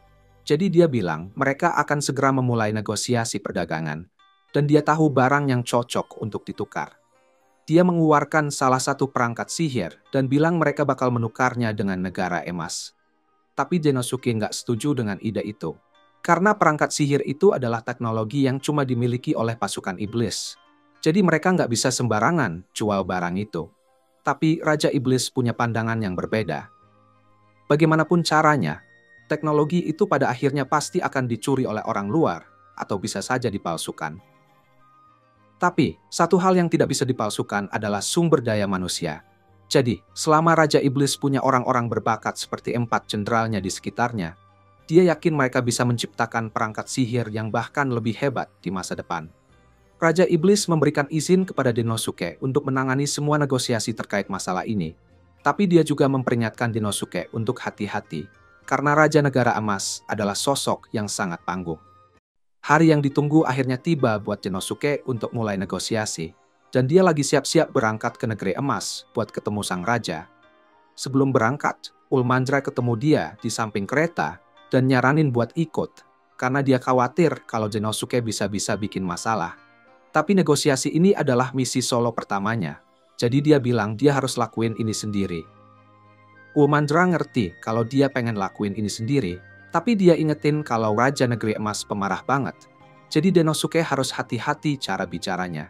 Misalnya aja, Raja pernah kasih seorang pedagang ke buaya karena pedagang itu nawarin barang palsu. Dengar itu Denosuke jadi sedikit khawatir juga. Tapi tetap aja, Denosuke harus pergi. Jadi kereta kudanya pun berangkat. Dan saat dia pergi, Ulmandra kasih kata-kata semangat dan ingetin Denosuke buat menjauhi cewek-cewek dari negeri emas. Setelah perjalanan panjang, Denosuke akhirnya sampai di negeri emas yang disebut Rampage, dan emang seramai yang dibicarakan orang. Dia senang ngambil pilihan buat negosiasi di sini, karena sampai sekarang pasukan iblis cuma ekspor hasil pertanian seperti Gimo buat pertukaran luar negeri. Tapi karena populasi tiba-tiba meningkat, bukan cuma pasukan iblis yang kehabisan stok Gimo, tapi juga harus import hasil tani tersebut. Buat mengatasinya, Denosuke rencanakan tukar barang berharga seperti emas dan tempat terbaik buat dapat emas ya di negara emas ini. Denosuke dapat kesempatan ketemu raja dengan mudah karena posisinya sebagai salah satu jenderal elit pasukan iblis. Dan setelah beberapa saat, Raja Rampage masuk ruang tahta. Denosuke menundukkan kepala untuk menyapa raja dan mulai memperkenalkan diri, tapi rajanya udah tahu semua tentang dia. Raja tahu Denosuke dipanggil dari dunia lain beberapa bulan lalu sebagai salah satu jenderal iblis, dan sejak itu, dia memperluas pengaruh pasukan iblis dan menerapkan beberapa reformasi. Berdasarkan semua cerita, Raja percaya kalau Denosuke orang yang berbakat, tapi masih ada satu hal yang gak dia ngerti. Kalau dia udah jadi salah satu jenderal pasukan iblis selama beberapa bulan, kenapa baru sekarang Denosuke datang menyapa Raja? Raja jelas marah, dan Denosuke gak tahu harus ngomong apa, jadi dia mulai meminta maaf. Tapi dari cara semuanya berjalan, kelihatannya negosiasi bisa gagal bahkan sebelum mulai. Raja kemudian bertanya untuk apa Denosuke datang ke sini. Jadi Denosuke menunjuk benda di belakangnya dan bilang dia bawa hadiah untuk raja. Dia meletakkan koleksi peralatan perak terbaik yang pasukan iblis punya. Tapi ini raja dari negara emas. Jadi dia sangat tersinggung kalau Denosuke berani membawa dia perak sebagai hadiah. Raja jadi marah dan Denosuke minta maaf. Tapi ini sebenarnya adalah bagian dari rencana dia. Dia kemudian mengeluarkan perangkat sihir dan bilang dia akan memberikan ini sebagai permintaan maaf karena raja nggak suka sama perak. Awalnya raja nggak terkesan dengan alat ini karena jelas terbuat dari batu sihir level rendah. Tapi meskipun itu benar, Denosuke memberitahu kalau perangkat sihir ini bisa ngusir binatang sihir. Ini adalah penemuan orisinil dari pasukan iblis, jadi nggak mungkin dapat dari tempat lain. Dan Denosuke kebetulan tahu kalau negara emas punya masalah binatang sihir di tambang. Raja nggak membantahnya. Jadi Denosuke lanjut jelasin bagaimana dia dengar tentang golem batu yang meneror tambang, mengganggu kerja para penambang, dan memaksa raja untuk menyewa pasukan keamanan tambang. Namun, dengan alat sihir ini, dia bisa sepenuhnya menghilangkan kebutuhan akan pasukan keamanan, sekaligus memastikan keselamatan penambang dan meningkatkan produktivitas. Dia lalu menunjukkan koleksi kecil Rosemarine dan bilang kalau ini adalah hadiahnya untuk hari ini. Tapi kalau raja pikir itu berguna, dia dipersilakan untuk membeli lebih banyak dari pasukan iblis. Raja merasa tawaran Denosuke menarik dan jelas ingin membeli lebih banyak, asal Denosuke bisa membuktikan bahwa apa yang dia katakan tentang perangkat sihir itu benar-benar terbukti.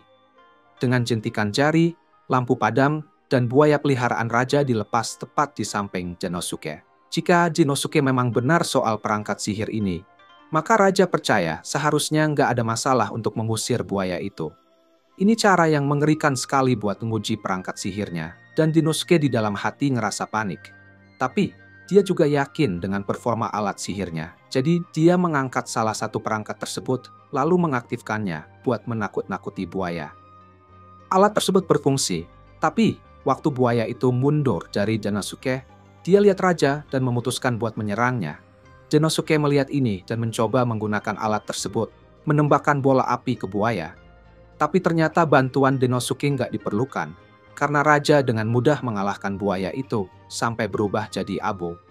Raja terkesan kalau perangkat sihir itu benar-benar berfungsi, tapi dia juga terkesan dengan Denosuke sebagai pribadi. Walau Denosuke cuma rakyat biasa, dia punya jiwa untuk berdiri di depan raja sebagai seorang setara. Dia berbakat dalam negosiasi dan siap bertindak begitu merasa nyawa raja terancam.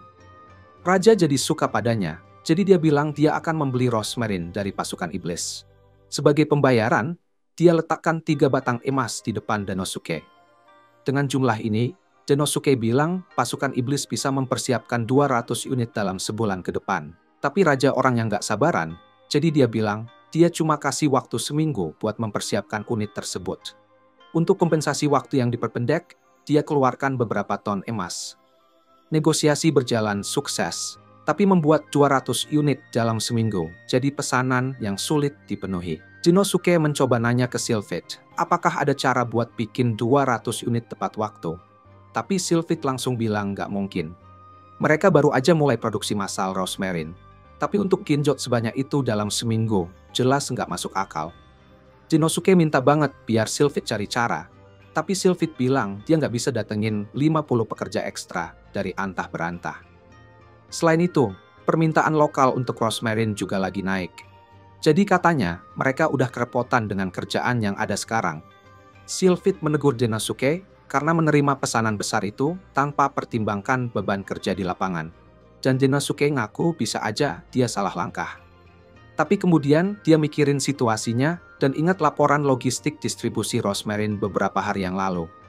Menurut laporan, prioritas sudah diberikan ke area dengan masalah binatang sihir. Jadi secara keseluruhan permintaan Rosmarin seharusnya rendah sekarang. Artinya, Sylphid berdusta tentang kekurangan tenaga kerjanya biar bisa kabur dari kerja tambahan. Sylphid sadar dia udah ketahuan. Jadi dia nggak punya pilihan lain selain setuju memenuhi pesanan. Dan dia janji akan membuat 200 unit minggu depan. Namun tiba-tiba aja, seorang utusan dari negeri emas datang dan bilang bahwa Raja Emas sangat terkesan dengan Rosmarin. Jadi dia minta lebih banyak, dari pesanan 200 jadi 300 sekarang. Dengan kerja keras dan lembur sekian banyak, tim produksi berhasil bikin 300 unit dalam waktu 1 minggu. Dan setelah mereka memenuhi kuota, akhirnya Genosuke bisa santai. Orly mengucapkan selamat karena berhasil memenuhi pesanan. Tapi ngomong-ngomong, dia pengen tahu berapa Genosuke jual Rosmarin. Genosuke bilang, dia berhasil bikin Raja Emas bayar 500.000 satuannya. Jadi untuk 300 unit yang dipesan, totalnya jadi 150 juta. Orly nggak percaya Genosuke berhasil bikin Raja Emas bayar sebanyak itu. Dan dia sendiri juga hampir nggak percaya. Tapi itu semua berkat serangan psikologis yang dipikirkan matang-matang. Karena perangkat ini masih belum dikenal, mereka bisa pasang harga sesuka hati. Jadi untuk establish nilai Rosmarin, Genosuke pertama-tama bawa barang mahal sebagai hadiah untuk Raja. Dia sengaja pilih peralatan perak supaya Raja Emas kesal. Tapi meskipun dia tolak perak ini, dia masih mau mengakui kalau barang tersebut secara objektif berharga. Dengan cara itu, ketika Genosuke bawa keluar Rosmarin, itu otomatis tampak berharga banget. Orly nggak nyangka Genosuke bisa melakukan hal seperti itu, tapi dia benar-benar terkesan. Dia nanya, apakah dia berencana buat nerima bayar pesanan ini juga, tapi ternyata bagian itu justru mengejutkan untuknya. Dia bersyukur banget berhasil menyelesaikan pesanan tepat waktu. Tapi pas momen itu, utusan negara emas datang lagi dan bilang kalau Raja Emas pengen mesan tambahan 100 unit. Genosuke langsung mulai pusing. Genosuke udah ngebayangin betapa marahnya Sylphid nanti pas mereka kasih tahu soal pesanan tambahan. Jadi dia langsung turun dan bersiap-siap buat minta kerja sama Sylphid supaya semuanya beres. Walaupun Sylphid nggak senang, dia setuju buat bantu penuhi pesanan tambahannya. Dia langsung sewa lebih banyak pekerja dan ngajarin mereka cara bikin Rosmarin. Dengan tambahan pekerja di lapangan, kemajuan mereka stabil untuk menyelesaikan 100 set terakhir. Jadi yang tinggal hanyalah mengirim semuanya. Kalau dipakai terus, Rosmarin ini bisa bertahan sekitar sebulan. Artinya Raja Emas harus terus beli dari pasukan iblis selamanya. Jadi misi ini sukses besar buat Genosuke. Tapi pas dia baru mulai santai, Orly langsung masuk kantor dan bilang kalau Raja Emas baru aja batalin semua pesanannya. Genosuke langsung memohon sama Orly kalau itu semua cuma bercanda. Tapi itu kenyataan. Raja Emas batalin semua pesanan setelah terima 100 set pertama. Ini masalah besar buat mereka karena mereka belum menerima pembayaran emasnya. Dan mereka udah habis-habisan sebagian besar anggaran pasukan iblis buat bahan baku Rosmarin. Karena itu, harus ada pengiritan anggaran. Jadi, pasukan Ajin nggak dapat kiriman senjata baru. Dan para pedagang bingung mau tetap bisnis di negara ini atau pindah ke negara lain. Genosuke kepikiran di mana dia mungkin salah dalam kerjasama ini. Dan khawatir kalau dia udah nyinggung perasaan Raja Emas. Tapi dia juga bertanya-tanya kenapa udah ada replika Rosmarin. Tapi apapun alasannya, dana pasukan iblis udah mengkhawatirkan karena tindakannya dan semangatnya mulai kendor. Jadi dia merasa perlu bertanggung jawab. Dia pergi ketemu Raja Iblis dan bilang kalau semua kekacauan ini salahnya. Raja Iblis nanya, kenapa Denosuke pikir ini salahnya? Denosuke cerita kalau dia udah tahu betapa egois dan gak sabarannya Raja Emas. Tapi dia terlalu senang dengan negosiasi yang berhasil hingga mau ngelakuin apapun buat bantu si Raja. Dia nggak memperhitungkan risiko yang ada. Dia bilang dia siap terima hukuman apapun dari Raja Iblis. Tapi Raja Iblis nggak ada niatan mau menghukumnya. Kadang kita nggak bisa terus-terusan berhasil. Dan seberapa baik pun rencanamu, terkadang tidak sesuai harapan. Jadi Raja Iblis nggak nyalahin Denosuke untuk situasi ini. Yang penting Denosuke belajar dari ini dan jadi lebih baik ke depannya. Denosuke ambil pelajaran dari dorongan semangat si Raja Iblis. Jadi dia keluar dari ruang tahta.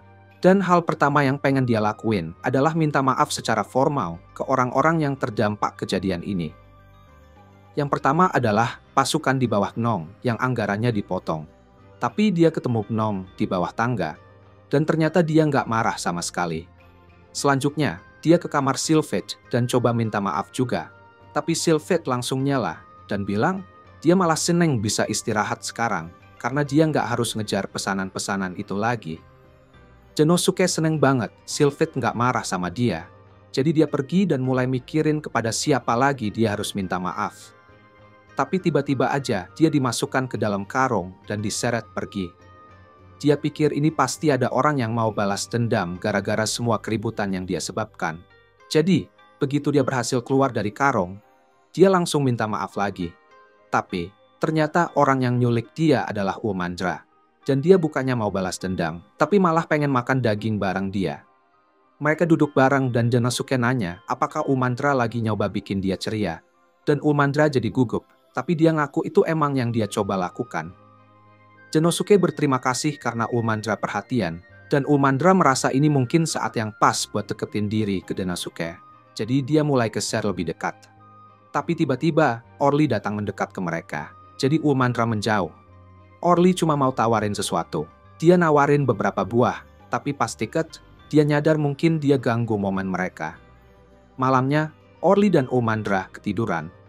Denosuke selimutin mereka biar nggak masuk angin, dan dia bersyukur punya rekan-rekan kerja seperti mereka. Orang-orang di sini nggak nyalahin kejadiannya ke dia, malahan mereka mencoba nyemangatin dia. Jadi apapun yang terjadi, Denosuke bakal pastiin pasukan iblis bisa bangkit lagi. Di saat yang sama, kita lihat Raja Emas lagi bikin kesepakatan buat Rosmarin yang lebih murah. Karena produk ini sama efektifnya, tapi harganya cuma setengah. Raja Emas nggak ragu pindah pemasok, tapi dia penasaran gimana Butagarian bisa dapetin Rosmarin. Tapi Butagarian bilang itu rahasia dagang, dengan senyum di bibirnya yang menunjukkan kalau dia pasti ngelakuin sesuatu yang ilegal.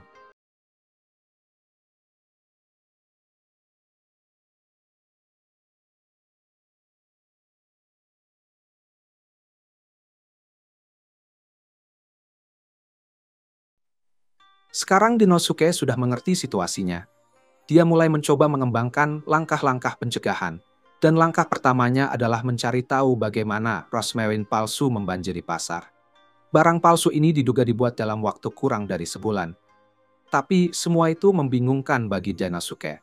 Karena biasanya butuh waktu lama bagi seseorang untuk mempelajari ulang Rosmarin dan mencari cara untuk membuatnya. Penjelasan yang paling masuk akal adalah seseorang menjual Rosmarin yang didapat dari pasukan iblis tanpa izin. Pasukan iblis menyebarkan Rosmarin ke seluruh negeri, tetapi hanya ke daerah-daerah yang sering terkena serangan monster. Dan orang-orang di sana tidak mau mengambil risiko keselamatan mereka demi keuntungan cepat. Tiba-tiba, Umandra masuk ke kantor Denosuke dan mengatakan kepadanya bahwa Rosmarin yang didistribusikan di dalam kerajaan dilaporkan tidak efektif. Jadi sekarang dia punya lebih dari satu masalah untuk diselesaikan. Dia dan Umandra pergi ke salah satu desa yang melaporkan Rosmarin tidak efektif, dan tempat tersebut telah dirusak sepenuhnya oleh binatang sihir. Baik kepala desa maupun Denosuke tidak mengerti bagaimana hal ini bisa terjadi, karena Rosmarin seharusnya bisa menahan semua binatang sihir. Namun ketika Denosuke mulai menggali tanah untuk melihat apakah ada yang salah dengan rosmarin yang mereka tanam di sini, dia menemukan masalah besar. Ternyata rosmarin tersebut hilang. Denosuke dan yang lainnya memeriksa semua tempat lain di mana rosmarin seharusnya disembunyikan. Dan ternyata benar, semua rosmarin hilang dari lokasinya. Penemuan ini membuat Denosuke percaya bahwa seseorang mencuri rosmarin, tapi dia perlu memastikan sebelum mengambil tindakan. Jadi dia meminta Ulmandra untuk membantunya membuat peta semua desa yang telah melaporkan kehilangan rosmarin. Setelah menyusun rencana, Denosuke membawa Ulmandra keluar larut malam untuk melakukan penyelidikan. Tetapi dia tidak mengerti mengapa mereka datang ke desa ini, karena tidak ada keluhan dari sini. Saat itulah Denosuke melihat ada gerakan di lapangan, jadi dia menyuruh Ulmandra untuk diam saja, sementara mereka bersembunyi di belakang pohon. Mereka melihat dua orang mencurigakan berlari-larian, dan pada akhirnya menarik satu rosmarin dari tanah. Tapi saat orang-orang mencurigakan itu hendak pergi, mereka dihadang oleh Denosuke dan Ulmandra. Inilah yang memang sudah dicurigai oleh Denosuke, dan ini menjelaskan mengapa barang palsu memiliki kualitas sama, tetapi dijual dengan harga sangat rendah.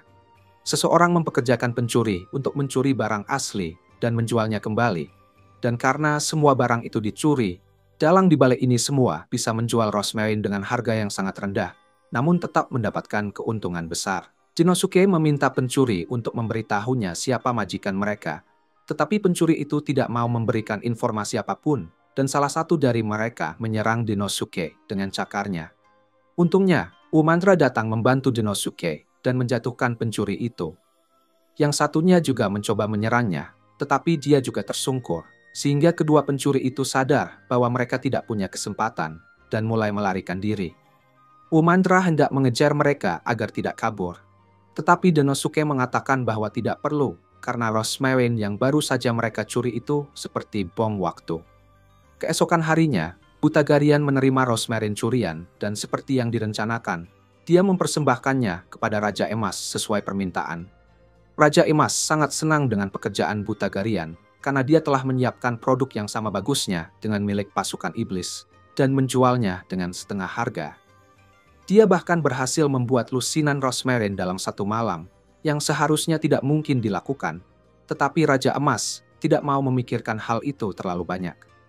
Dia memuji Butagarian sebagai seorang pedagang yang luar biasa, dan Butagarian menerima pujian tersebut karena dia bangga melakukan apapun untuk membuat pelanggannya bahagia. Jika belum jelas, Butagarian adalah seorang pedagang yang sangat kaya, tapi dia tidak jujur. Dia mendapatkan semua uangnya dengan membeli barang-barang dengan harga murah dan menjualnya dengan harga mahal, yang biasanya tidak begitu buruk. Tetapi, cara dia menjalankan bisnis sangat licik. Ketika dia pertama kali mendengar tentang kerajaan Rampage yang membentuk kontrak dengan pasukan iblis, Butagarian segera tahu ini akan menjadi kesempatan besar untuk mendapatkan keuntungan cepat. Jadi dia mendapatkan satu rosmarin dan mencoba agar para pengrajinnya bisa meniru. Namun sayangnya, pengrajinnya mengatakan bahwa itu terlalu rumit untuk dibuat ulang. Jadi Butagarian beralih ke pilihan terbaik berikutnya. Dia mencuri rosmarin langsung dari pasukan iblis. Tentu saja, apa yang dia lakukan sangatlah ilegal dan tidak bermoral juga. Tetapi selama Butagarian mendapatkan emasnya, dia tidak peduli apa yang harus dilakukannya. Dia meninggalkan kerajaan Rampage dengan kereta penuh emas, dan beberapa hari kemudian, dia kembali dengan lebih banyak rosmarin curian untuk dijual ke Raja Emas. Namun, saat dia mendekati gerbang depan, dia dihentikan oleh penjaga. Para penjaga memberitahu bahwa Raja Emas telah memerintahkan penangkapannya, jadi mereka menangkap Butagarian dan membawanya ke ruang singgasana raja. Butagarian tidak mengerti apa yang terjadi, dan bertanya kepada raja mengapa dia dibawa secara paksa ke sini. Jadi raja mengeluarkan salah satu rosmarin yang telah dijual Butagarian padanya pada kunjungan sebelumnya, dan menghancurkannya, karena itu palsu. Semua rosmarin yang dibawa Butagarian adalah palsu, jadi dia ingin penjelasan. Butagarian tidak percaya dan mencoba meyakinkan raja bahwa ini hanya kesalahpahaman, karena dia tidak akan pernah mencoba menjual barang cacat kepada orang sepertinya. Tetapi kesabaran raja lebih tipis daripada tisu, jadi Butagarian tidak bisa mengelak dari ini. Lebih parah lagi, ada seseorang di sini yang punya sesuatu untuk dikatakan. Jadi Denosuke keluar dari bayang-bayang, dan memperkenalkan dirinya kepada Butagarian. Butagarian jadi lebih gugup daripada sebelumnya, karena dia pernah mendengar rumor tentang Genosuke, jenderal pasukan iblis yang sangat menakutkan. Konon katanya dia punya kekuatan untuk menaklukkan Minotaur dan makhluk setengah manusia kuat lainnya sesuai kehendaknya, dan telah mencapai banyak hal hanya dalam beberapa bulan. Tanpa diragukan lagi, dia adalah orang yang paling menakutkan di pasukan iblis.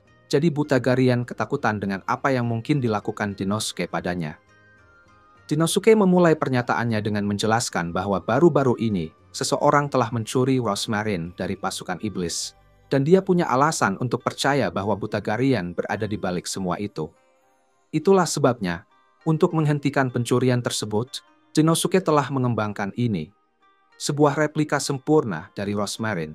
Pada pandangan pertama, ini tampak identik dengan yang asli, tetapi sebenarnya tidak berfungsi. Desainnya sangat bagus, sehingga bahkan raja tidak bisa mengatakan bahwa itu palsu. Dan Genosuke merasa berhutang budi pada Sylphid atas desain yang sempurna. Setelah menyadari bahwa ada seseorang yang mencuri Rosmarin, dia pergi ke Sylphid untuk meminta bantuan membuat replika Rosmarin. Awalnya, Sylphid menolak karena sesuatu seperti itu butuh banyak usaha. Tetapi Genosuke kelihatan sangat putus asa, jadi dia setuju untuk melakukannya. Tapi dengan syarat Genosuke harus membawakannya kue. Setelah Sylphid selesai membuat Rosmarin palsu, Genosuke menggunakan peta desa untuk mencari tahu desa mana yang kemungkinan besar akan jadi target pencurian berikutnya, dan datang ke sana lebih awal untuk memasang jebakan. Seperti yang sudah diduga, pencuri muncul dan mencuri Rosmarin palsu. Tapi anehnya, Butagarian memiliki Rosmarin palsu itu. Butagarian menyadari bahwa dia dalam masalah besar karena semua ini adalah bagian dari rencana Genosuke untuk mengungkapnya. Dan Genosuke melakukannya di depan Raja Emas juga. Jadi tidak ada kesempatan bagi Butagarian untuk lolos. Bagaimanapun caranya, peluangnya untuk bertahan hidup hampir tidak ada lagi. Jadi Butagarian memakai cara terakhirnya dan mulai memohon untuk hidupnya. Dia meminta maaf kepada Raja atas perbuatannya, tetapi berkata bahwa dia hanya mencuri Rosmarin agar bisa memberikan kesepakatan terbaik kepada Raja. Jadi dia tidak tahu bahwa itu salah. Dia sadar betapa bodohnya argumen itu terdengar, tapi tidak masalah asalkan bisa membuat Raja mengampuni hidupnya. Tapi sayangnya, untuk Butagarian, kemurahan hati bukanlah salah satu keahlian Raja. Jadi dia menyatakan bahwa dia menghukum Butagarian mati. Dia menggunakan kekuatannya untuk menciptakan kandang petir di sekitar Butagarian, dan kemudian menjatuhkan aligator dari langit-langit untuk makan siang. Butagarian berteriak ketakutan ketika melihat aligator lapar mendekatinya, dan ketika dia perlahan diserang olehnya, dia mencoba melarikan diri, tetapi tidak ada tempat tujuan. Rasa putus asa mulai meresap saat Butagarian menerima kenyataan bahwa dia akan mati di sini. Pemikiran terakhirnya sebelum mati adalah tentang anak-anaknya, dan bagaimana dia tidak akan bisa merawat mereka lagi setelah dia pergi. Namun, saat aligator hampir menggigitnya, Genosuke menggunakan alat sihir pribadinya untuk menembakkan bola api ke arah aligator tersebut. Raja sangat marah karena Genosuke berani mengganggu eksekusinya. Genosuke terlibat dalam situasi ini, jadi raja dengan murah hati mengizinkannya datang dan membongkar kecurangan Butagarian, tetapi itu tidak memberinya hak untuk mencampuri urusan negara. Dia bertanya kepada Genosuke apakah dia mau bertanggung jawab atas tindakannya. Tetapi Genosuke mengatakan bahwa dia memiliki alasan yang bagus untuk apa yang dia lakukan. Jadi, dia meminta raja untuk mendengarnya. Raja semakin marah dan melepaskan naga petir kembarnya, tetapi dia bersedia mendengarkan apa yang Genosuke katakan. Jadi dia membiarkannya berbicara. Pertama-tama, Genosuke memperjelas bahwa dia tidak melakukan ini karena peduli pada Butagarian. Dia melakukannya semata-mata demi keuntungan Raja Emas. Dia mengklaim bahwa jika Butagarian dibunuh, maka itu akan menyebabkan kehancuran kerajaan Rampage. Tapi Raja tidak melihat bagaimana seorang pedagang tidak jujur bisa begitu penting. Namun, ketika Genosuke menyebutkan bubuk oranye, hal itu menarik perhatian Raja. Kerajaan Rampage dibentuk berkat tambang emasnya dan telah terus berkembang sejak saat itu. Tetapi dalam beberapa tahun terakhir, jumlah emas telah berkurang. Itulah mengapa penting untuk mengekstrak emas sebanyak mungkin dari mineral. Dan untuk melakukan ini, bubuk oranye digunakan. Dengan menerapkan sihir pada bubuk tersebut, dimungkinkan untuk mengekstraksi emas dari kotoran. Dan orang yang bertanggung jawab untuk mengimpor bubuk oranye adalah Butagarian. Jadi Danosuke memberitahu raja bahwa dia tidak bisa membunuhnya.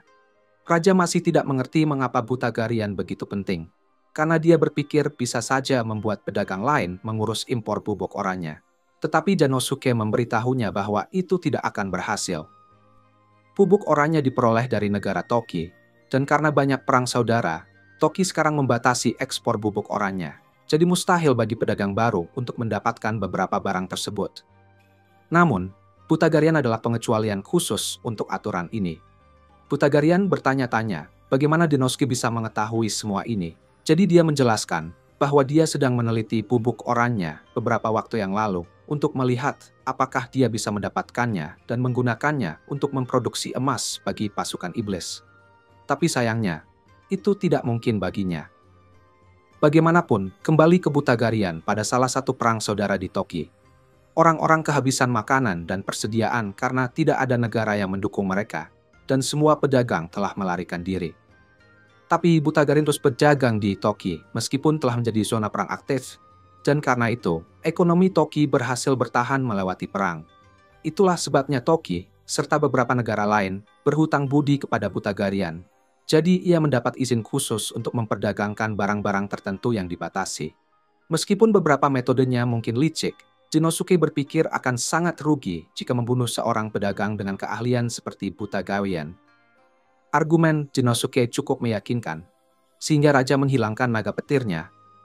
Tapi dia masih tidak mengerti mengapa Denosuke akan sejauh ini berbuat demi ini, karena meskipun Butagarian dibunuh dan kerajaan Rampage runtuh, itu tidak akan ada hubungannya dengan pasukan iblis.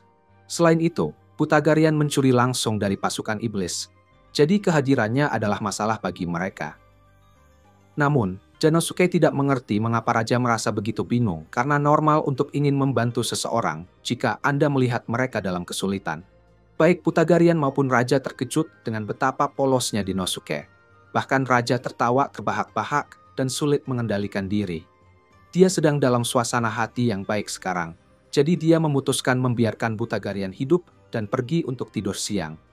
Denosuke dan Butagarian kemudian diusir dari ruang singgasana, tetapi setidaknya mereka masih hidup. Butagarian masih waspada terhadap Denosuke, karena pria biasa tidak bisa membuat raja tertawa begitu keras. Jadi dia mengira ini semua adalah bagian dari rencana Denosuke. Tetapi sebenarnya, Denosuke gemetaran sepanjang waktu sehingga kakinya seolah lembek sekarang, dan dia butuh bantuan untuk berjalan. Butagarian membantunya berjalan, dan mereka berdua menuju pintu keluar. Tetapi ketika mereka pergi, Ori muncul bersama dengan semua pencuri yang bekerja untuk Butagarian. Namun ternyata, mereka bukan hanya pencuri, mereka adalah anak-anak Butagarian. Anak-anak perempuan itu senang melihat Butagarian selamat, karena mereka yakin raja akan menyakitinya setelah kebenaran terungkap. Tetapi meskipun dia senang melihat mereka, dia tidak mengerti mengapa anak-anak perempuan itu ada di sini. Olri menjelaskan bahwa Denosuke memintanya menemukan anak-anak perempuan itu dan membawanya ke sini untuk melihat Butagarian. Setelah insiden Shimozo dengan Butagarian, Denosuke melakukan sedikit penelitian tentang dirinya, dan pada awalnya dia terlihat seperti pedagang yang licik. Tetapi kemudian, Denosuke menemukan bahwa dia mengambil banyak anak yatim perang dan membesarkan mereka sebagai anaknya sendiri. Siapapun yang melakukannya tidak bisa sepenuhnya buruk, jadi Denosuke tidak bisa menahan diri untuk melindunginya. Butagarian tidak percaya Denosuke pergi sejauh itu untuknya dan anak-anaknya, sehingga dia sangat bersyukur padanya. Kemudian, sebelum Denosuke pergi, dia menawarkan kontrak kepada Butagarian untuk menjual Rosmarin mewakili pasukan iblis. Butagarian tidak percaya karena mengapa Denosuke menawarkan kontrak penting seperti itu padanya, karena dia sudah merugikan mereka. Tetapi Denosuke mengatakan bahwa dia percaya bahwa Butagarian tidak akan melakukan hal seperti itu lagi.